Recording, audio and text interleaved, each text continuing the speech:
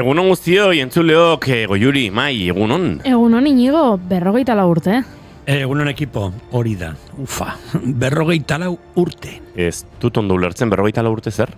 Dakizun bezala Inigo, gaur erasotutako haur errugabeen nazioarteko eguna da. 1982ko ekainaren 4 Nazio Batuen Batzar Nagusiak Palestinaren auziari buruzko larrialdiko saio berezi bat egin zuen.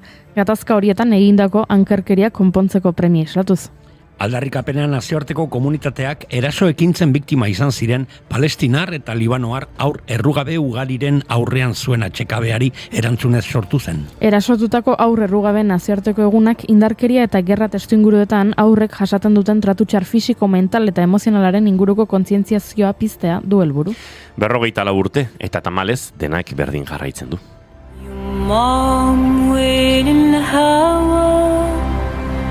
يمام ويليا يمام ويل الهوى يمام ويليا ضرب الخناجر ولا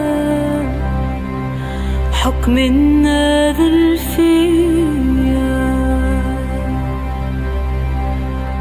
يما رجعنا بعيونك خبي. Aipatzekoa da halaber 2003ko abuztuan Nazio Batuen Erakundeak bere konpromiso eta lan humanitarioagatik borondate oneko enbaxadore izendatu zuen emakume bat. Emakume honek garrantzia bereziko 40 eremu baino gehiago bisitatu ditu, besteak beste Libia, Bosnia, Haiti, Kongo, Siria edo Irak. Bereziki gerretan emakumeen aurkako sexu indarkeria salatzen du. Los Angeles jaio zen 1975ko gaurko egunean eta bai, bere izena Angelina Jolie da. Zuzendari gisa egin zuen lehen filmak In the Land of Blood and Honey, odolaren eta eziaren lurraldean 2011an estreinatu zenak, Bosniako bortxaketa masiboak salatu zituen. Aktore gisa Angelinak pertsonaia ahaztezinak antzeztu dituzenean, Maria Callas, Lara Croft, Olympia edo Maleficent. Upon a dream I know you, that look in your eyes is so familiar a gleam, and I know it's true that visions are seldom all they seem. Eta Los Angelestik lapur dira 1954an jaio zen Beskoitzeko leku eder baserrian euskal musikagintzaren simboloetako bat, Estitxu. Estibaliz Robles Arangiz Bernaola Estitxu gitarraren laguntzaz 1977an hasi zen kantari 23 urte zituela. Bilboko Santiago Apostolaren aretoan eman zuen lehen kontzertua Gabon egunean. Jaialdi berean aritu ziren Argoitian Aiarrebak, Daikiris Orkestra, Sara Soto eta Nacho de Felipe besteak beste. Estitxuren saioan nabarmendu zuen Xavier Gereñok Zeruko Argi aldizkarian idatzitako kronikan. Nor da Estitxu hau? Entzunete dau inork abestuten. Bere etxetik kanpora inor bez. Eta orain beste galdera bat. Entzun duzue inork Santiago Apostol teatroan Estitxuri egin jako zantxaloen antzekorik inoiz? Estitxuren izena laster Euskal Herri guztian ezaguna izango da. Bete-betean asmatu zuen Xabier Gereñok eta urte batzuk geroxeago Beskoitzeko Urretxindorra goitizena jarri zioten komunikabideek haren ahotsaren edertasuna zela eta. Baratzeko pikua, hiru ostu ditu, dantzon dabilen horrek, oinak garin ditu, oinak garinak eta burua harinago, dantzan hobekitaki hartu jurran baino.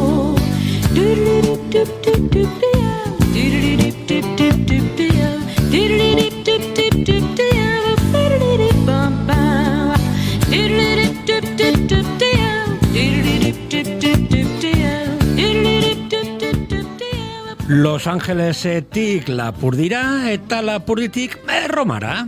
2004an aktore, zuzendari, gidoilari eta abeslari italiar bat hil zen Erroman. Nino Manfredi, Kotzafai. Nino komedia la italiana generoko interpreten nabarmenetako bat izategatik ezaguna zen. Film ugari egin ondoren baztertutako langile klaseko pertsonaien antzezpenak, baina haien duintasuna, moralitatea eta oinarrizko baikortasuna edukitzen zituztenak gogoangarriak dira. Eta aktore izateaz gain, Ninok 30 single inguru ere kaleratu zituen abeslari gisa.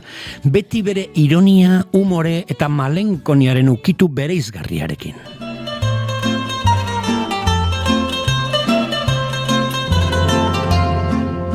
Sai quanto è meglio morto all'infernaccio che corre appresso a chi t'ha preso il cuore.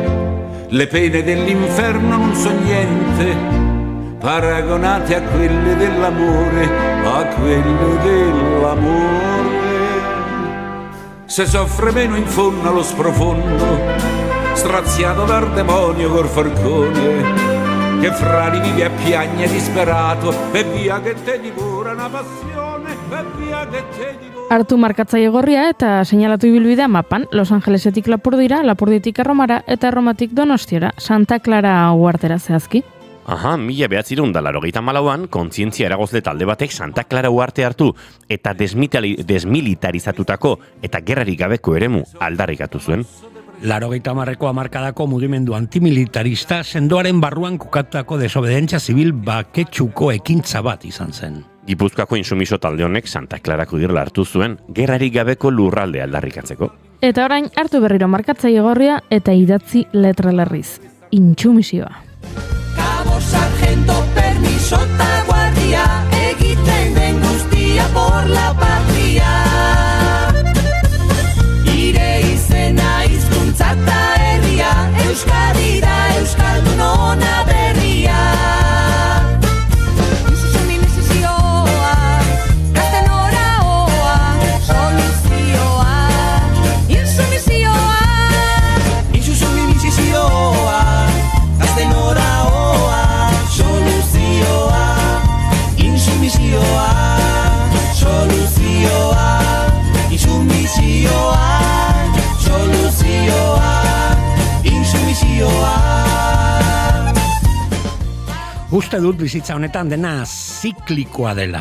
Los Angelesetik Lapurdira, Lapurditik Erromara, Erromatik Donostira, eta Donostitik berriro Kaliforniara. Zehazki Simi Valley kokatutako etxe mitiko batera. 1982an beldurrezko zinemako klasiko bat estreinatu zuten, Poltergeist. Zinemako arrakastaz gain, Poltergeist madarikazioak beti izango du eragina film honetan. Gertaera tragikoek eta heriotza goiztiarrik jota utzi zuten film saga honen atzean zegoen taldea. Hainbat aktore hil ziren egoera tragikoetan, batzuk oso gazteak. Julian Beck, Kane Erreberendoak, Will Sampson, Taylor Shamana, Dominic Dunne, Dana Freelin, Heather O'Rourke, Carol Ann Freelin sagaren protagonista 12 urterekin. Madarikazioaren jatorria, ekoizpen kostuak aurrezeko eskeleto faltsuen ordez, benetako giza ezurrak erabiltzea izan omen zen. Begira pantalla, iritsi dira, hemen daude.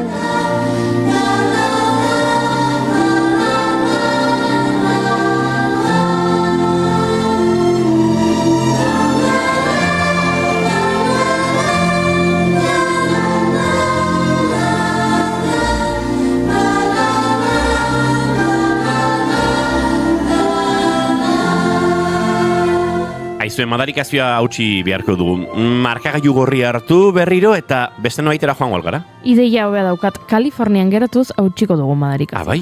Ideia ona, Goiuri, 1994an jaio zen Long Beachen Michelle Phillips abeslaria eta aktorea. 60ko hamarkadaren erdialdean, The Mamas and the Papas laukoteko abeslari gisa ospetsu egin zen.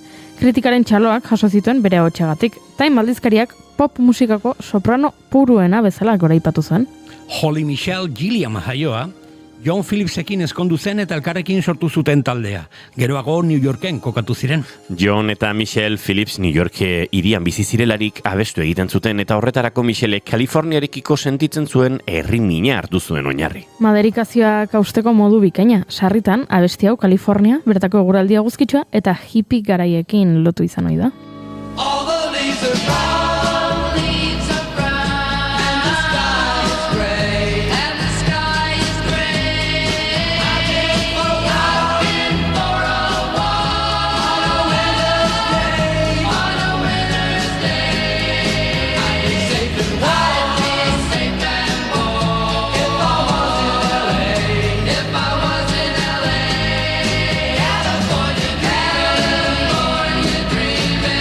Such a winter's day. Goiuri, zure baimenarekin errotulagailu gorri hartuko dizut gaurko gonbidatuak nortzuk diren idazteko. Ados, apuntatu, Ruben Mejute eta Marta Altzate, Omak elkartaren kideak, gurekin egongo dira parke berezi bat aurkezteko. Txotxo ginoen parkea? Eta apuntatu, Nausika Sánchezek Txillidalekuko udarako programazioa aurkeztuko digu. Ados. Eta adimen artifizialak sortutako abestietaz hitz egingo duguenekorekin. Ondo, den apuntatuta. Aize, akizu zer idatziko nuken Kaliforniako hondartzetako arean letra larriz? Zer? Ez, aztu Palestina. Azpimarratzen dut, Goiuri, az gaitezen sintonia barrura. Madarikazioak ametxekin gainditzen dira. Eta ametxak egia bihurtzen dira. Egunon, urretxindor zaleok ekainak lau ditu gaur eta osteguna da ongitu horri guztioi, bigarren kafera, naiz irratian zarete.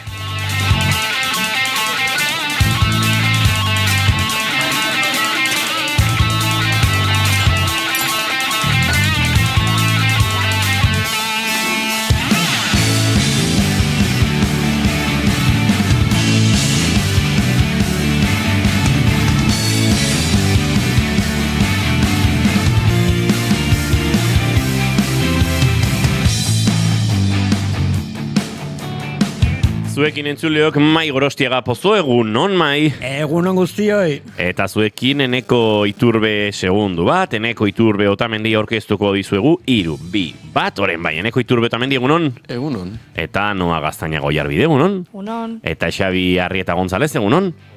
Epa, ez daukagu ondo. Bale, segitu aurkeztuko dizuegu Xabi. Goiuri Zizarandi egunon. Egunon.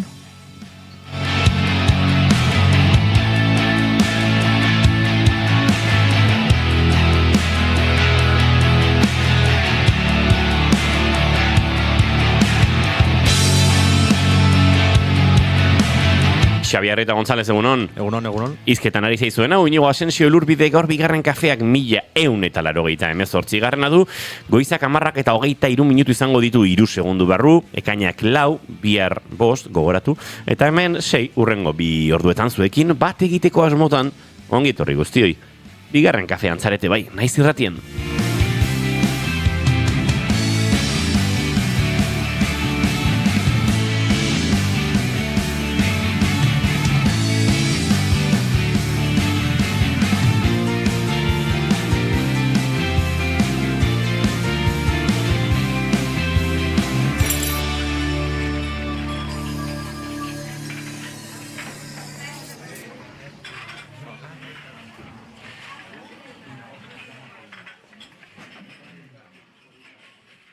Eta gaurkoa abiatzeko kantu hau, ez da zergatik gaurko giroarekin nahiko egoki egiten zaidana. Torri nirekin maitea zaitut oso, berria naiz auzoan, zure lepotik nahi nuke goxo, bidean biokalai, auzo honetan paradisua ez dakit mugitzen, taupadaka metronomo bat galeraz galera. Hemen gure txata dagoneko borborka egunon, Inigo bihar, bai, bihar, gorka, bihar. Nik atzo ospakizuna hasi nuen dagoeneko, gorka, baina bihar nerurteak dira, bai. Nire maite duta da, mesedez asteburua datorrela oso nekatutanago. Maiatza, ekaina, hilabetak aurrera doaz, kurtsua luze egiten ari zaigu egorka. Ibili, gero, ibiltzezaren bezala batetik bestera, eta energiare ez da amaitezina. Gaur, Xabi, Noa eta Eneko. Bai, hemen txadauzkagu irurak. Bigarren kafea, 1000. saioa, ze oroitzapen. Esango nuke, ze momentu edarra, gorkak esan zigunean, etzela iritsiko garraio publikorik gabe geratu zelako eta kriston sustu hartu genuen, kriston pena. Eta gero bere lagun batek, zast, arara mantzuenean kotxez korrika, eta saio asterakoan ikusi genuen gorka agertzen, eta egia esan, kriston pozartu genuen, den esaten hasita. Edita Brokosek egunon, kaixo politek, kaixo polita, Eskerrik asko gu agurtzeagatik. Eizu, dantza 98, hau ja eskutatik joan zaigu, zeharo, honek ez du ezanka ez buru. Xabi Arrieta gaur urdinez, bai, urdin berdetxo bada ez? Nik berdea esango nuke, Bai, itxasoko berdeola sakona. Nik urdina. Bai? Bai. Ui, daltoniko. Bai, egia da, nik esango nuke hoi berdea Noa? dela, Ze kolorea? Urdina da. Armarian kamiseta berde daukat honen ondoan. Ez urdina da. Hame, esan, ja, klaro. Nik daukat kotxe handi bat, beste kotxe baten ondoan, eta orduan handiagoa da bestea. Baina. Urdina da, eta gaina zilegitasun osoa daukat hau esateko atzo gertatu zitzaidan gauza batengatik. Ziko dira zue kontatzen? Wow. Bai, benetan, kontatu egingo dizuet. Bueno, kontatu. Nik duela hilabete batzuk nire bikoteari Migueli oparitu nion kamiseta bat. Kamiseta txuri bat. Miguel dago juriren bikotea. Esan dut. Ah, barkatu, ez konturatu. Eta kamiseta da handia arropa markakoa. Dala, hemen egiten dituzten kamiseta batzuk, eta badauka, bueno, atxona baten argazki badauka, eta, bueno, referentzia kultura kerria egiten duela horrelako zerbait. Kamiseta txuri bat. Eta atzo berarekin nengoen zerbait hartzen, eta esan nion, jo, Miguel, niko paritu nizun kamiseta txuri hori, alako eta besteko, eta esaten dit, urdina da? Eta nik, nola ba urdina? Txuria da, eta ez, urdina argia da kamiseta hori, eta nik, nola izango da urdina argia? Niko paritu nizun gainera, kamiseta txuria da, eta berak, ez, kamiseta hori da urdina argia aztuta daukazutanik. Posible ote da, eta esan nion, eske txuria da, eta ja, hortxe, hasi ginen borrokan. Zortziak bos gutxi horrelako zerbait. Eta geunden, herriko puntua batean, eta esan zidan, goazen dendara. Eta joan ginen korrika batean, zortzietan izten zuten, korrika batean aldezarreko dendara, sartu ginen, dantxe zeukaten, ze denboraldi berriko da, eta esan zegoen dendaria eta jabea horrelako zerbait. Eta hartu nuen kamiseta, eta esan nion saltzaileari, ze kolorekoa da kamiseta hau? Eta esan zuen saltzaileak, txuria. Eta dendako jabeak, entzun egin zuen elkarrizketa, eta berari zen erakusleioan manikiak eta prestatzen. Eta erakusleiotik atera zen, dendara sartu zen eta esan zuen, gainera, txuria. Hau da, bi aliz, badakizue hori esaten denean, dala, ez? Mai hau da, egurrezkoa da mai hau, ez? Bueno, txuria. Eta ez da gizu ez satisfakzio sentitu non, eta esan genien, bueno, beste egun baten etorriko gara zerbait erostera, baino gaur etorri gara bakarrik, konprobatzera goiurik arrazo izuela. Nik nahi dut, Beraz? kamiseta horrekin etortzea honea, eta eztabaidatzea guk. Ez, kamiseta sortu dutenek eta diseina... Saldu dutenek esan duzu. Sortu ere bai? Ah. Handia markakoek, beraiek egiten sortzen dituzte kamisetak? Agian... Ez da zarakoa? Barkatu, bai, baina beraiek...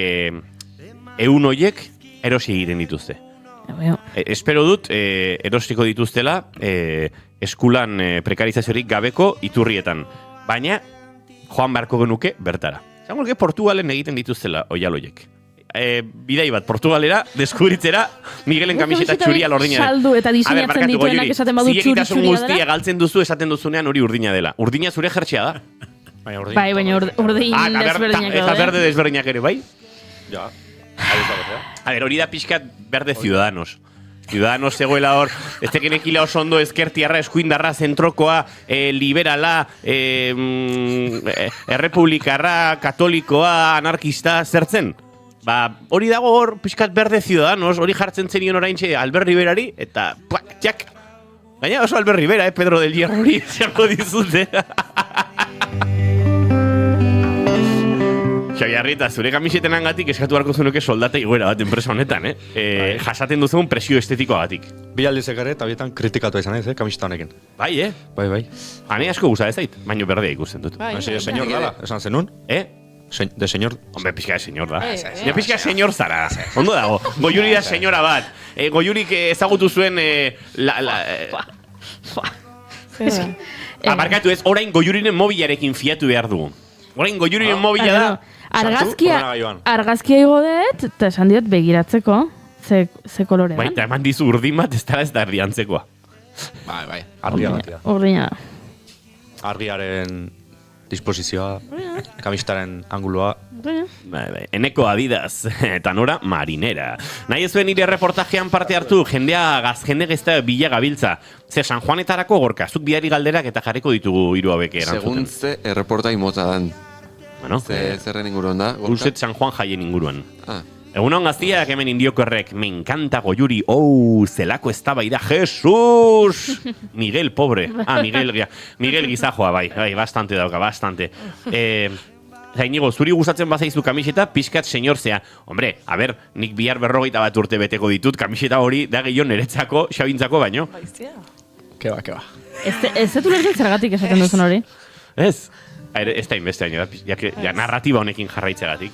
Bai, hemen sortu dira narratiba batzuk, sai honetan. Narratiba gehiagi sortu dira. Ez direnak amaituko denboraldia bukatu arte. Gero ja, udarak utziko du pixkatena reseteatzen, baina oraintxe narratiba hauek, eneko ere derrepente hartu du olako rol bat beldurrezko pelikulekin, eta mistizismo bat, eta iuntasun bat. Bai, hori egia da, bai.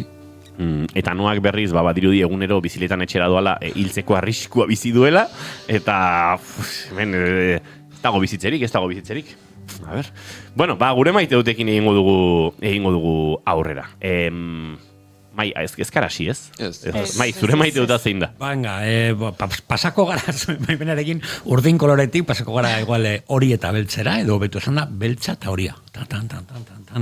Bueno, dakizuen bezala urtero familian iten dugu horrelako txango familiarra, Gabonetan beti etxean egiten dugu horrelako opari berezi bat, ez? Osa, opari pertsonalakin beharrean iten dugu horrelako esperientzia bat elkarrekin, edo pasaden urtetan egon gara, izurdek ikusten bermion, edo ainanan gatza egiten. Gogoan dut izurdena, bai. Bai, edo gatza egiten. Eta aurten toka zaigua bedaiora jungara, hori eta beltza erleak dira, edo beltza eta horia, Euskaldun, hemengo erlea, alderantzizko ezagik kolorez dauzkatela, eta antxe bai, matxin jauregi eta Ignacio Harin, matxinekin elkartu ginen, izugarrizko esperientze politxe.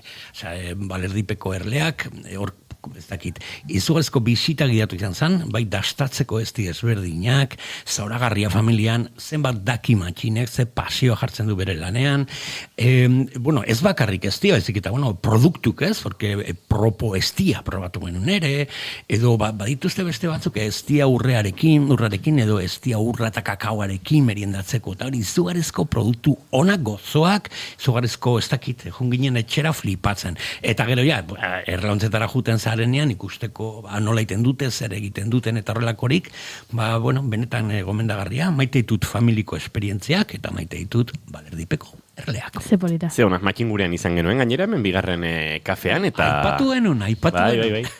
Gustora gainera. Eneko zure maite dut jakin beharko dugu? Bira, nik gaur maite dute zadakat. Noratik musika eskakizunik dauka? Ez dakit. Nik maite dute zadakat, maite dute ez musika. Maite dute ez musika. Maite dute ez musika, hola musika tristea. Eskabidean gorrotoa. Adibidez, bai. C'est l'histoire d'une société qui tombe et qui, au fur et à mesure de sa chute, se répète sans cesse pour se rassurer. Zer ez duzu maiteneko? Bira, gaur goizean, badakizute zuek autobusez etortzen izela Tolosara, zizurkildik, eta gaur goizean gertatu da gauzat, nik esatetera. Hau, ez, honi muga jarri behar zaizkio. Ados? Eta dia, umeak.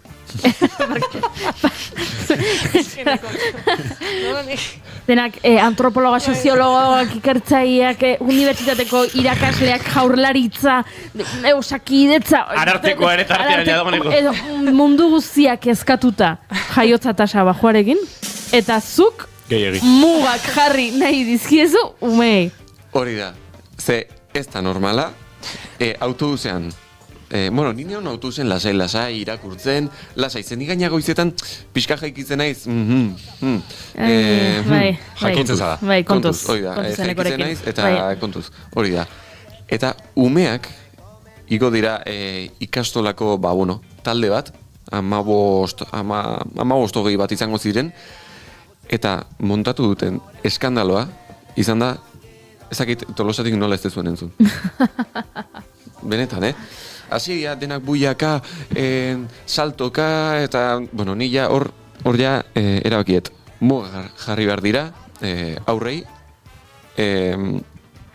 ez dakit zeintzuk, agian autobusean edo garraio publikoan ez ustea sartzea, agian, ez dakit, maskarilla bat jartzea isilik egoteko garraio publikoan daudenean, baina... Ostia, ojo, orainik eukiko dugu hemen, zera, barkamen eskara ofizial bat egin beharra, ari delako eneko eskatzen umeak amordazatzea, garraio publikoan, Gaurko saioan txidalekuko programazioa aurretan erabeentzat gauza bereziak sortu dituztela Irungo San Martzial eta Txotxoki parkea baita aurrek eta familiek eduki dezaten, ez? Eta justo gaur erasutako aurre errugabeen nazioarteko eguna da. Baina, karo, kontua da, hauek errugabeak gote diren. Enekorenak ez dira errugabeak. Hauek errua dute, guztiz. Vale. Izango zara zu balotxegabea, Bueno, segun zein galdetuzkea. Bueno, vale. Bai, orduan, zure aldarrikapena da? Bai. Ume... Nahi alkortak esan du, eneko zerrenda beltzera. Kaske nahiak zema dauzka? Karo, egia da. Nahiak 17 edo... Egia da. Ez, hiru dozka. Zerrenda bela izan beren, existitzen da zerrenda urdin triste da. Zerrenda tristea. Baina, zuk ze proposatzen duzu? No, nik, hau humoretik anjoet, bazpare, baten bat azte baldin bazaitu hain, eneko, ez dakizet, lasai. Baina, bueno, zure aurra edukatu, behintzat, buia gutxi goiteko autobusen edo trenen sartze danen. Eta hoxe. Zoragarri, meneko, zoragarri. No, zein da zure maite duta? Nire maite duta, atzo nire amona etorri zan aspaldiko partez nire etxea, nik bi amona dauzkat orain ikan zorionez, bata Tolosan bizia eta nire aman aldekoa, eta bastante ikusteet, nire itan aldetik, ingelesa da beha nire amona, baina urtek ja Euskal Herren bizia dela, baina ez da Tolosan bizi, ez da gertu bizi, eta aurreko astean esan ziaten bai, zure amona etorrikoa, etxen egongo egun batzuk, eta jarri nintzen pentsatzen, eta igual nire amona ikusten ez nuela urte terdi, baina gehiago, bai. Ta hoi, atzo etorri zan, oain gukin egun batzuk, eta pozin hau egia zan. Ze ondo, hause maite duta. Lehengoan kimak taldekoekin ere ezagutu genuen, Amonari egindako kantu ederra. Amona, bizirik dagoen Amonari gainera, ez? Batzutan izaten da, Amona hiltzen denean, eta baino, bizirik dagoen Amonari egindako kantua. Zure eskuen magiak, hau entzuten jarraituko dugu maite dutetan, eneko ni Xabi, zein da zure maite duta? Nik esan behar dut, maite du gabe sartu naizela estudio hontan. Eta gu ikusi eta amodio maitasun guztiak piztu zaizkizu? Ez lasai. Baina, por Dios. Justo, sarrera bukatzen ari zinatela, jaso dut etxeko taldean mezu bat, baina ez dakit nola hartu, ondo edo gaizki. Hartu gaizki. Jolastera etorri gara, hartu gaizki. Badazpata betik ez. Arrebak bidali duena, azterketak bukatu ditu, nota bakarra faltatzea edo gaur zeukan irakaslearekin bilera, nota eskasa lortu zulako, bost, baino 0,5 gutxiago, 4,25 jarri zion, eta bidali du, aprobatu dit. Eta ezak nola hartu, nota hori. Zer nahi du, lehenago iritsiko dela etxera. Aprobatu. Oie, zuek zeate gaiztoak zuek, Ez, gaiztoak ez, errealistak. Eta realtzaleak batzuk hemen. Gehiago.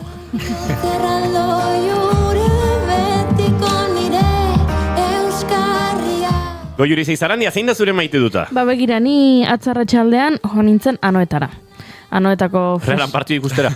Ez, Anoeta herrira. Anoetako Anoetako festak direlako, eta nire kuadrillako lagun batzuk Anoetara joan dira bizitzera, ez?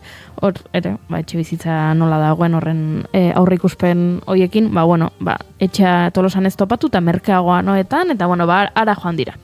Eta zer gertatzen da, orain ja, sentitzen dugula Anoeta, gure kuadriako parte gisa, ez? Lehen ez ginen inoiz joaten, baina nola orain lagun batzuk ara joan diren bizitzera, tarteka joaten gara Anoetara baita ere. Eta festak ziren, eta sardin jana zeon, sardinak egin bertzituzela, eta orduan zuk, euro terdi horrelako zerbait ordain du. Estori bat ikusi nuen, arrazi duzu, zen bidi eman zenidan. Bai, eta sardinak anplazan, eta zuk hilaratxoa egiten zenuen, eta zure platertxoa, zure sardinekin, eta sagardoare bazegoen, eta, kuadriako batek proposatu zuen, beste guztiak engainatu genituen, eta venga, guazen. Eta taldetxo bat osatu genuen, eta ara joan ginen. Eta sekulako sentsazio politia izan nuen, benetan herriko festetan egotearen sentsazioa. Ze niretzat herri txikiagoetako festek badaukate magia bat dela, herri guztia implikatzen dela, ez? Eta sentitzen duzula, ez dela beste ezer gertatzen ari, hau da, festak daude, eta mundu guztia dago festara, edo denek parte hartzen dute, eta sentitzen dut, hiri handiagoetan edo hori zela gertatzen, ez?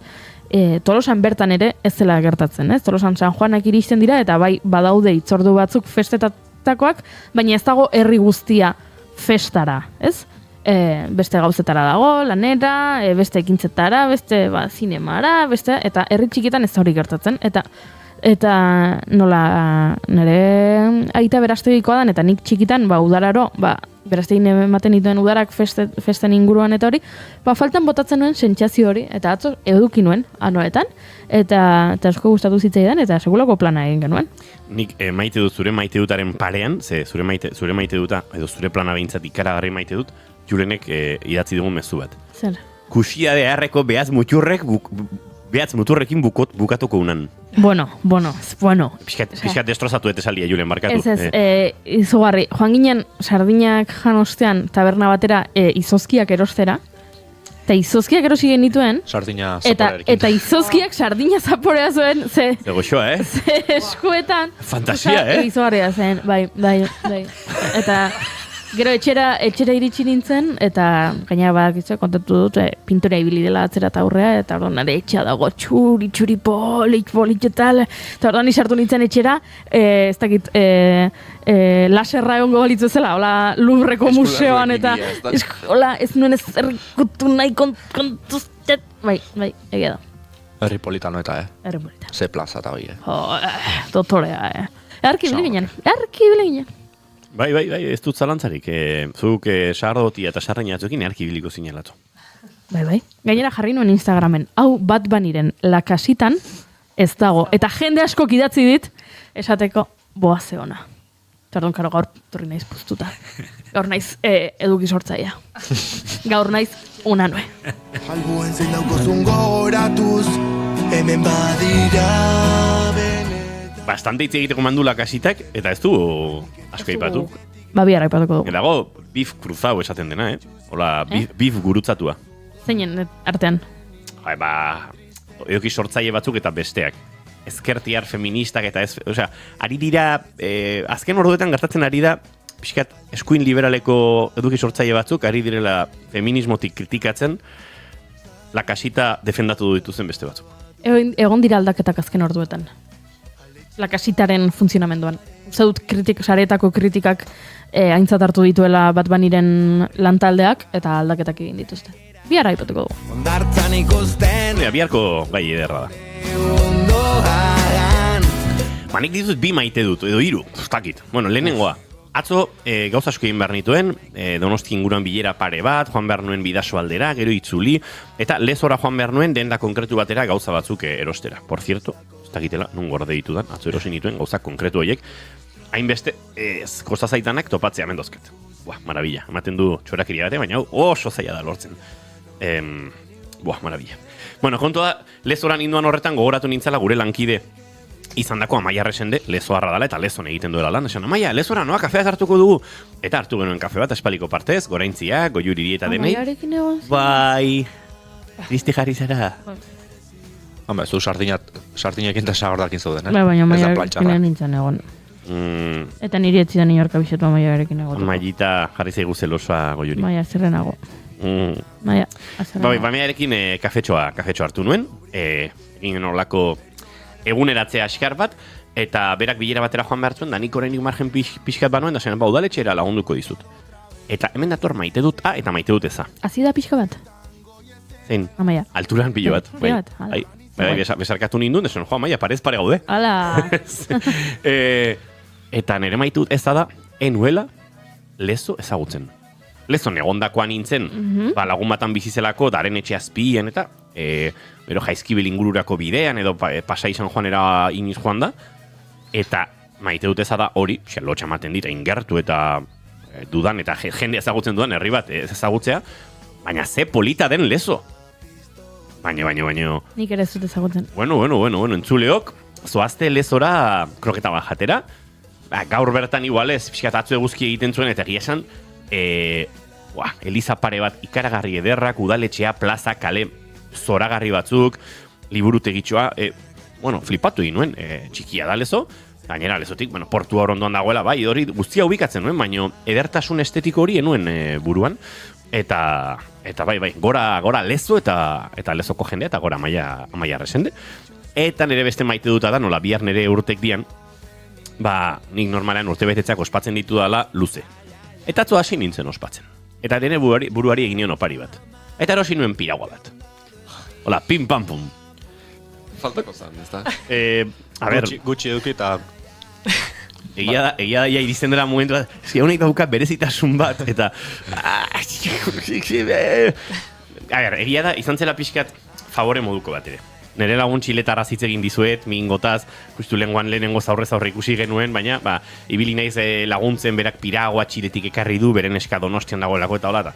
Eta lehengoan elkarrekin aritu ginen, eta bere piragoa da modelo bat, hemen gutxi ikusten dena, eta oso interesgarria.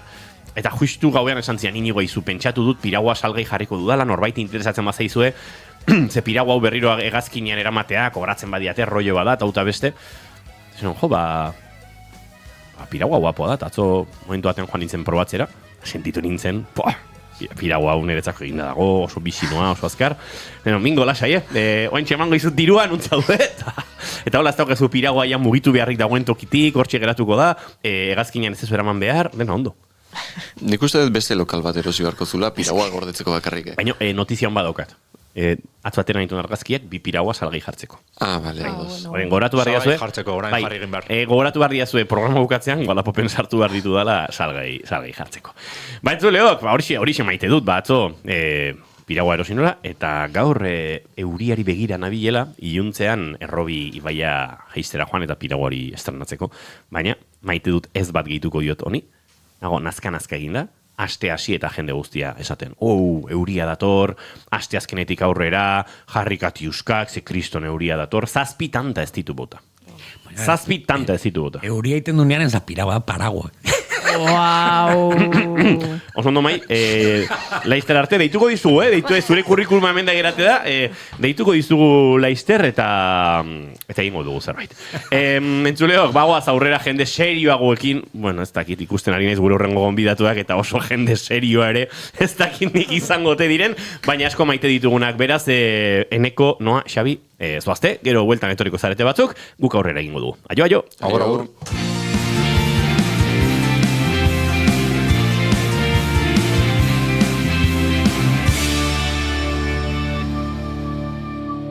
Bigarrenak ez direlako beti okerragoak.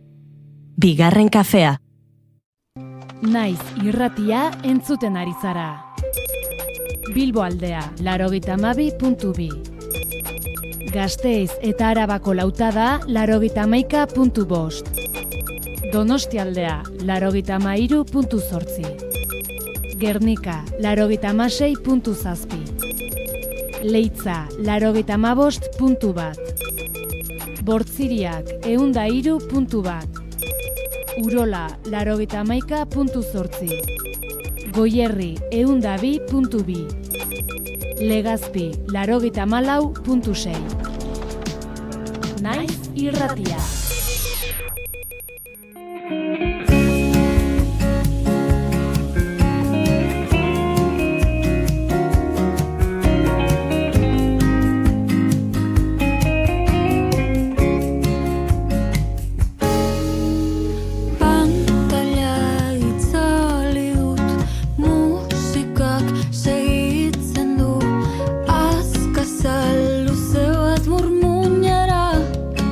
Gure ikusleak, streamingez jarraitzen gaituztenak, ari dira ikusten gure gonbidatuak selfie bat egiten, horrela energia honekin iritsi daiteke bat irratsaio batera.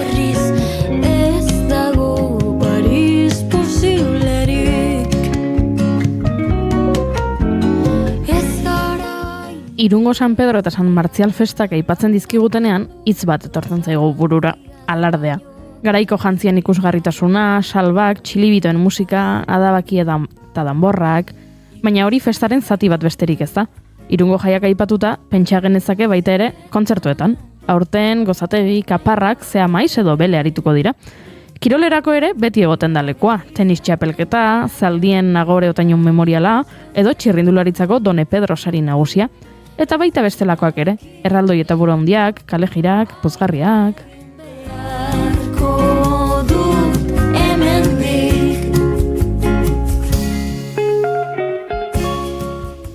Gauza hori guztiei proposamen bat batuko zaia aurten, Txotxongilloen parkea, Omak elkarteak ekimena antolatu du ekainaren 23-tik 26-ra Irungo Euskara arloaren babesarekin.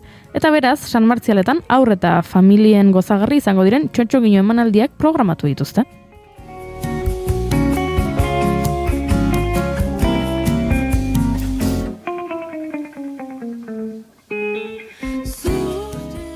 Eta guk itzordu hauen inguruan gehiago jakiteko Ruben Mejuto eta Marta Altzate gonbidatu ditugu gurera, egunon bikote.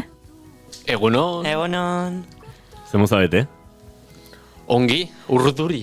Urduri? Bai, ez da egi izango. Berritxu gabiltza. Bai, hori egia da, horre gure saio hasi dugunean iritsi dira entzuleok eta hor zeuden barrukaldean hitz eta pitz. Baina ezkenen gutxiago ere espero, ez? Ona iritsi da isili bazeundetet zinetekiak aso zuek izango. Ez.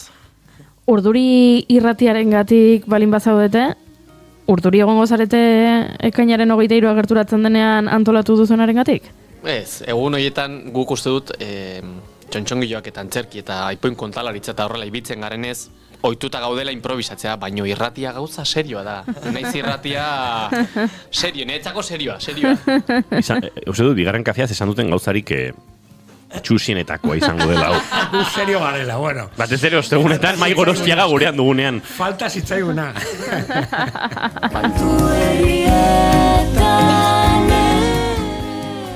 Bueno, egunon, Marta, Ruben. Bueno, bia pasatzen zarete ja, bigarren kafetik. Eta, ojo, burura etorri zait saio hasi baino lehen zurekin, Marta, Mexikon zinela, gau beltza hartan, nola egin genuela konexioa Mexikorekin, Kalaka, Katrina buruz hitz egiteko, zoantxe zinen, guaina hemen filkatuta, hueltatuta. Eta, guain Txotxongillokin murgilduta ere, zure abenturen artean. Bai, bueno, izan ere, ni Mexikora jo nintzenean, txontxongillo obra batekin jo ginen, eta gero izan ditut nire ibilbidean, hartu eman batzuk txontxongillokin, baina, bueno, hain juntatu naiz ere, Donostitik gertu dauden beste txontxongillolari batzukin, eta hor bagoaz poliki-poliki elkartzen, proiektutxoak elkarrekin sortzen, eta, Omak elkartea ere sortu berri dugu, eta hemen gaude gaur pixkat hori azaltzeko ere. Eta zure kasu, Ruben, Ruben eta Tamara Cuellar, Ostomilla, Txotxongillo taldea, gurekin egon ziniten ebai, kontatzen proiektuak eta bar, ikusi eta estrenaldi bat medio, beste gauza batzuk egin dituzuela, nola dijo Ostomillaren ibilbidea? Ostomilla Txotxongillo taldearekin ongi, badakizu gu oso aktiboak eta politikoak garela, orduan ezin gara geldi egon, gure lanaz aparte, kulturgintzan, herrigintzan eta horrela baitare diar dugu. Eta sortu genuen Euskal Herriko txontxongilolarien topaketa, hasiera batean guk eramaten genuena, eta pixka bat kontuatu geda gure taldeari dedikatu behar digula denbora, eta pixka bat ireki behar dugula kolektibora, kolektibotasuna lantzen duten ekintza hauek, ez? Orduan, txontxongilolarien topaketa eta txotna bat jarri genuen, pasan urtean, lehen da biziko aldiz, bigarren topaketa garatzeko, oso ondo juntzen, eta aurten ja, Omak elkartea legalki forma hartuta eta Unima federazioaren barruan egonda, eta, garrantzitsua esatea, Unima dela Euskal Herriko ez, munduko elkarte erik zarrena antzerki munduan, konfunditzen ez banaiz, eta arte munduan zarrenetarikoa, lehenengo mundu gerra ostean sortu zena, eta Omak Euskal Herriko izan da, hor bertan dago federazioan barruan, beste Espainiako eta Frantziako eta Europako kideekin batera lanean, ez garela men irla batean. Eta, Omakek orain hartuko du bere gain topaketaren antolaketa, eta aurten jaio den txontxongilloen parkea egitasmo bat Irungo Euskal Arloari zuzendutakoa, eta sorpresa guretzat, baiezkoa eman digutenean, eta gainera oso modu honez, eta bai Hautetxia eta bai langileak, nola lagundu diguten guzti honi forma ematen, eta gainera, Irungo jaien erdigunean izango dena, ez, programa hau. Esaldi horren atzean, asko dago ikertzeko, ez? Eta sorpresaz, baiezkoa eman digute. Ez horrek esan nahi du hori ez dela inoikoa, ez? Edo asko burrukatu behar dugula. Bai, badakizu, nik uste dut leku guztietan, instituzioek beraien lana dute eta kulturelkartek gure esparrua eta askotan zaila da, ez? Lortzea instituzioa eta kultur elkarte edo jendearen arteko lankidetza hori errespetuz, ez? Instituzioa daude hor, gu gaude hemen, eta bien artean zegin dezakegu, azkenean herritarrentzako gauzak direlako egiten ditugunak, ez? Askertzekoa, ez, euskara arloak, babesa hori emateagatik, eta horrelako proiektua aurrera emateagatik. Omak hoi legez jaio berria edo, segurazki barruan zaudeten taldek eskarmentukok, seguro, zalantzarik ez, ezagutzen ditugulako. Eta esango nukela, oinarria Zaragozara joan behar gara, Txotxongillon parkea pixka irudikatzeko. Arrapatu jazu, mai! La Bordeta parkean eriten da, el Pilarren. Bai, hemen mai asko aquí, gezurrik ezin dia esan. Bai, hor bertan Zaragozako El Pilarreko jaitan konfunditzen ez banaiz, antolatzen da El Parque de las Marionetas, ez? Eta pixkat, bere dute identitate eta bide propio bat, baina jaien barruan, ez? Eta gure ideia zan, horregaitik Txontxongilloen parkea, Txontxongilloa da gehiago objektua edo titere bezala, ez? Edo ginola bezala. Eta, nun Txontxongilloak parke hartuko duten, eta, pixka bat Euskal Herrian nolako egunik ez dago, eta esan genuen, guk asmatzen ditugu proiektu asko, Baina gertatzen dena da gero proiektuak aurrera ateatzeko sinergiak eman bar direla. Eta kasu honetan eman da, Txontxongilloen parkea hola proposatu genien, eta helburuen artean euskara bultzatzeaz gain, eta noski Txontxongilloen lana bultzatzeaz gain, euskal sortzaileen lana bultzatzeaz gain, badago ere proposatu genionean udalari nola gu txosna bat daukagun, hasierako ideia bezala, txosnagunetan baita ere filosofia alternatibo bat irekitzea familientzako espazioari, ez? Nun alkola pixka bat alde batera utziko genuen, eta beste motako produktuak salduko genituen, adibidez pasan urtean hasi ginen kafea saltzen, aurten zuku ekologikoak, eusko gama produktuak salduko ditugu baita ere Palestinaren boikotarekin, eta Israelari egiten nahi zaion boikotarekin markatu, eta baita ere produktu lokala kontsumitzearen aldera, eukiko itxugula olako produktua, palomitak, algodon, azukrezko algodoia lehen da biziko aldiziko dugu, eta nik uste dut beste txosnariak ere eukiko dutela zerbait, alkolaz aparte, zein ematen du, bakarri dakigula herrigintza egiten alkolatik, eta ni ez naiz alkolaren kontrakoa, baina bai egia da beste jai eredu batzuk ere hasi bar ditugula bultzatzen gure gorputza zaintzeko ere, ez? Eta, hori ere udalari asko gustatu zitzaion. Azkenean izango da, 12 txondak ez daude irekita. Baina, pixka bat filosofia horri helduta ere, ez? Osasuna, euskera, eta Txontxongilloak, eta, familientzako espazio euskalduna jaietan, ez? Badakigu Irungo jaia normalean nahiko ordalduna direla, eta, guk perspektiba horrekin ere proposatu genion euskara arloari, eta bertako langileak oso ondo erantzun zuten, eta ez dakit, igual Marta ere... Beste herri batzuetan ere hasi gara ikusten pixka bat, ez? Txosnaren ordutegiak zabaltzea, arratsaldetik txosna zabaldu antzerkiren bat egiteko, bagoaz pixka bat lerro horretan. Eta beharra ere badago, ez? Askotan txosnagunek hartzen dituzte espazio ederrak, erdigunekoak eta festaren gune oso zentraletan daudenak, eta ulertzen da, ez, txosnetan parranda egiten dela eta baina gero goizean, askotan gune horietan egoteare egokitzen zaio festari, eta hor, kafea, bestelako zea batzuk, izan daitekela Marianito bat hartzeko aukera ere, baina alkoholik gabeko proposamenak edo bestelakoak ere uste dut behar dutela nolabait espazioiek ere bizirik egon daitezen beste ordutegi batzuetan, musika planteamenduak ere desberdinak izatea, eta uste dut hor badagoela espazio oso interesgarri bat. Alaren ere inguruko txosnetan, zukoak eta azukrezko algodoia eta hori ez dago, proposatu behar diet. Esan behar diet, hemen Irunen aurreratu egin direla. Bai, bueno, hori ere finantziazioaren kontua ere bada, orduan instituzioetatik ere finantziazioa balin badago, beste ekimen batzuk aurrera eramateko, agian alkoholaren salmentak ere bera egin dezake, ez? Eta horrelako dependentzia bat ez izatea jaiak sostengatu alizateko. Ze interesgarria baita ere heltzeko beste, ari mutur potoloari ez, euskera ipatu duzue, Irungo festak izan direla edo badirela oraindik nahiko erdaldunak, eta, egia da, ez dakit ikusten dugunean musikan kartela eta kontzertuak ez izaten direla, ez dakit aurten txenoa dator, Henry Mendez ez dakize, osea,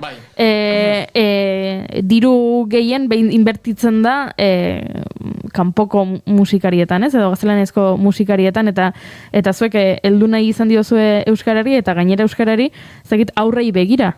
Horrek agian eragingo du etorkizuneko festetan, eta etorkizuneko festak euskaldutzen joan daitezke. Bai, nik uste dut, nik ez naiz udalekoa, bai, baina nik uste dut, bai, normalean, hausnartuta programen inguruan, kontzertuak ikusita eta horrela, normalean, saiatu direla azken urteetan, suposatzen dut, alderdi politiko ezberdinen arteko akordioak direla eta izaten ekilibrio bat. Baina bai egia da beti garrantzitsuna edo ikusten bauzu aurrekontua normalean diru gehiena juten dela kontzertu batera erdalduna. Pasaden urtean izan zen uste dut izan zela, ez dakit, baina izan zen kontzertu bat eta urten txenoa da.